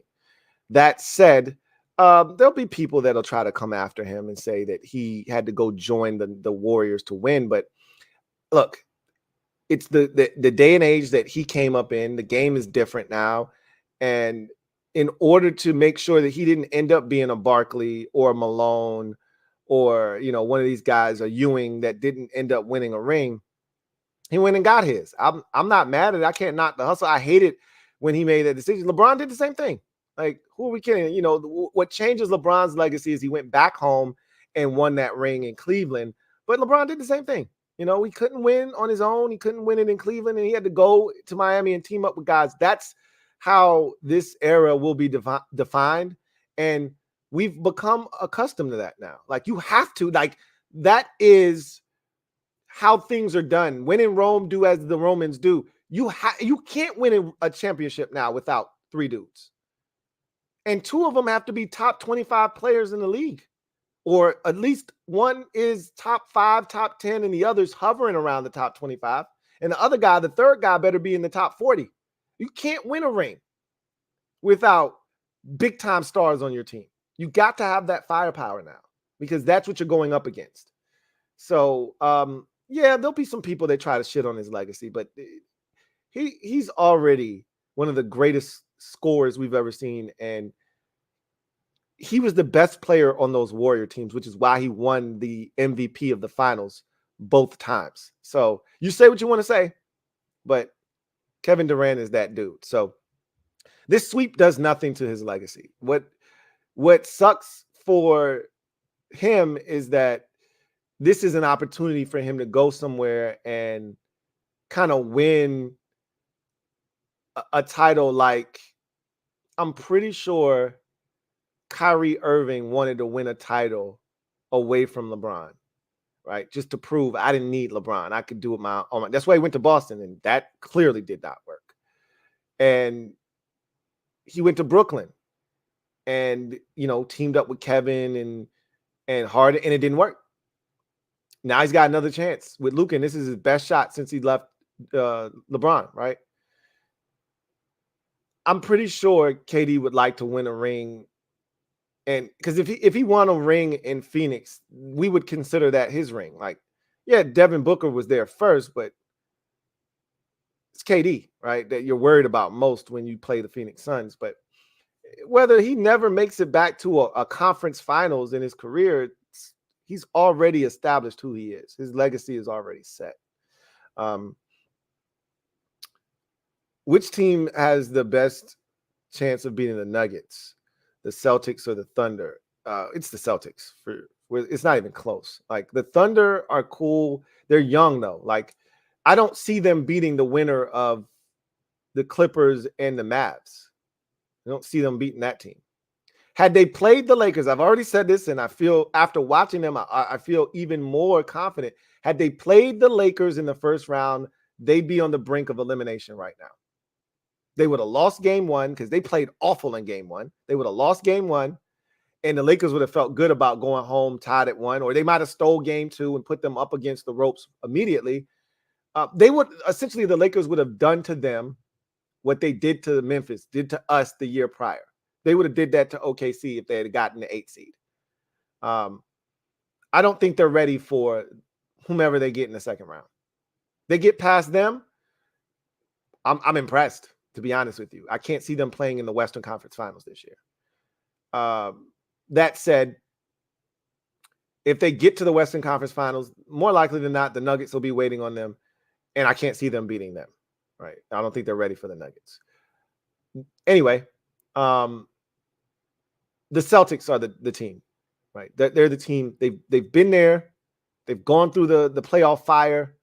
They've experienced what it's like to play in an NBA Finals, so they know what the pressure is like. They know what that stage feels like and what it's going to take now. They didn't get it done a couple of years ago, and I think they've got the team now. They've added the pieces, right? Drew Holiday and Porzingis are the missing pieces that they needed, and guys are stepping up off the bench now. Hauser and we already saw what some of the other guys were doing, but they're getting contributions now, like real contributions from the short guard. I don't know why I'm forgetting his name, number 11, and Hauser's consistent now off the bench. So it's Boston. It's Boston, without a doubt. And who do I think will be offensive and defensive rookie of the year in the NFL?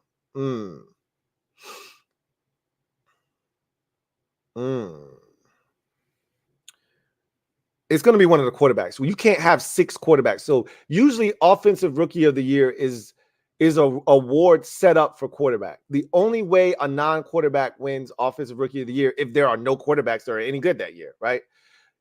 Last year we saw, or 2 years ago, we saw the Jets have both the offensive and defensive rookie of the year. Why they were able to do that? Because there was no good quarterbacks in 2022. We knew that going into that draft, and it proved to be true. And because of that, we saw Garrett Wilson win the award 2 years ago. That's the only way it's a non-quarterback. We had 6 quarterbacks go in the first round, and at least 5 of them are going to start day one. 5 of them are going to start day one. So if they stay healthy, there's no way in hell one of these dudes aren't hoisting the offensive rookie of the year trophy. It's one of the quarterbacks. My guess is it'll either be Caleb, Jaden, or McCarthy. One of those 3. Can't see it being Knicks or Penn. Obviously, Penix isn't going to play. So I said 4 of them are going to start. Penix isn't starting, and May probably won't start either. I won't count him out yet, though, but he probably won't start. So it's one of those 3 offensively. Defensively, that's interesting because you just don't know what's going to happen on that side of the football. Love Latu. It's usually going to be given to a guy where we can quantify their impact. Like it won't be Tavondre Sweat because he's not going to rack up big sack numbers, tackles for loss, or anything like that. You'll watch the game and see his impact, but you won't be able to say, oh, he had 8 sacks. Wow, what a season. It's going to be somebody you can quantify what they did. So it'll be an edge rusher or it'll be a cornerback. It'll be one of those types of players. My money's on one of these edge rushers or one of these cornerbacks. So I know these are vague answers. It wouldn't shock me if it was one of these Eagle corners playing in that zone coverage of Vic Fangio's, keying quarterbacks' eyes and planting and driving and picking some shit off, and ended up with 4 picks, 2 to the crib in their rookie seasons. That wouldn't shock me at all. Again, these edge rushers are going to get opportunities to play. I wouldn't be shocked to see a guy like Byron Murphy go off in Seattle next to Leonard Williams, with Boye Mafe doing what he did in his rookie season. Having that kind of talent on that line with him, allowing him to go and do his own thing. I wouldn't be shocked to see him explode, right? So you could go in a number of different directions. It doesn't even have to be a first round guy. It could be somebody in the second or the third round, but I think it's either going to be a corner or an edge rusher. Generally, think about the last 3 or 4 rookie of the years defensively. Go all the way back to Chase Young in 2020, defensive end, right? Don't remember who was the defensive rookie of the year in 2021, but my guess is probably a corner if it wasn't the edge rusher. That's because it's going to be a position where you can quantify their impact. So anyway, I digress. So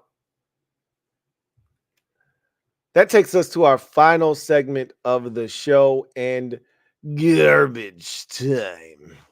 So did you see that Roger Goodell wants to extend the season to 18 games? And I talked about this when the 17-game schedule first hit and was a thing. And what are we now, in year 3 or 4 of the 17-game schedule? I think this is year 3 of it, right? I think we've had one AFC side and one NFC side, meaning the AFC teams get the extra home game, and then the AFC teams got it the first year, the extra home game. I think the NFC teams got the extra home game this past year. I think this is year 3 of the 17-game schedule. Could be year 4. But I told you that I didn't expect this 17-game schedule to last more than 5 years. The goal was always to get to 18. So hearing Roger Goodell publicly talk about wanting 18 games, not a surprise. I wouldn't be shocked if they start mulling over that now. I thought they would wait to pull that card out when the money started to dry up a little bit, but they're printing money in the NFL headquarters right now. They're printing money. So they're like, why wait? Let's get the money now while we can. Go get the money. Go get the money. Go get the money. Go get. Why wait? It's more money out there to be had. Who cares about preseason, right? Knock off one of those preseason games and add another regular season game. I wouldn't be shocked if they bring that to the table next offseason, and we got 18 games and 2 preseason games next year. I wouldn't be shocked in 2025. It's coming. Sooner than you think, too. It'll be here. So I found that to be very, very interesting. That 18-game season is right on the horizon, right around the corner. And speaking of right around the corner, we're very close to the release of the NFL schedule. We should be hearing about that here shortly as to when it will be. Y'all might already know. They probably already put it on the calendar, the NFL calendar. I haven't been following close enough to know. I just know it's in May, and it's coming up here shortly. My guess is like May 13th. What is May 13th? What day of the week is that? It's a Monday, so it's not the 13th. It'll be like May 15th, either the 8th or the 15th. They usually do stuff like that on a Wednesday. No, Thursdays. I think they do things like that on a Thursday. It might be on a Tuesday. Normally, the NFL is on one of those 3 days in the middle of the week, Tuesday, Wednesday, or Thursday. I think normally they do stuff like that on Thursdays, though. So the 9th or the 16th. I wouldn't be shocked if it's the 7th or the 14th, though. But we should be getting that here shortly, too. And I'm actually anxious to see what the schedule looks like. We know we'll have a game in Brazil in week 1, Eagles and Packers, I believe it is. I want to see where all of the teams playing across the pond. As a fan of a team that has only been across the pond once, I don't want to do that again. I hated Washington playing against the Bengals with a passion over in London, partly because that game ended in a tie that should have been a win, and we should have made the playoffs that year, but it's just not a fun watch. I don't enjoy watching my team play over there. You're forcing me to get up early. I'm a creature of habit, and now everything's out of whack. I just would like to not have to go over there. We've avoided it for years. That was back in 2016. We're due. The Commanders are due for a trip across the pond. So I'm kind of expecting it this year. Like, it might not be our home game per se, but we'll end up over there. What divisions do we play? I think I've asked that 16 times, and you guys have told me, and I still don't know. What divisions do we play this year? That will help determine whether we got to go over there or not.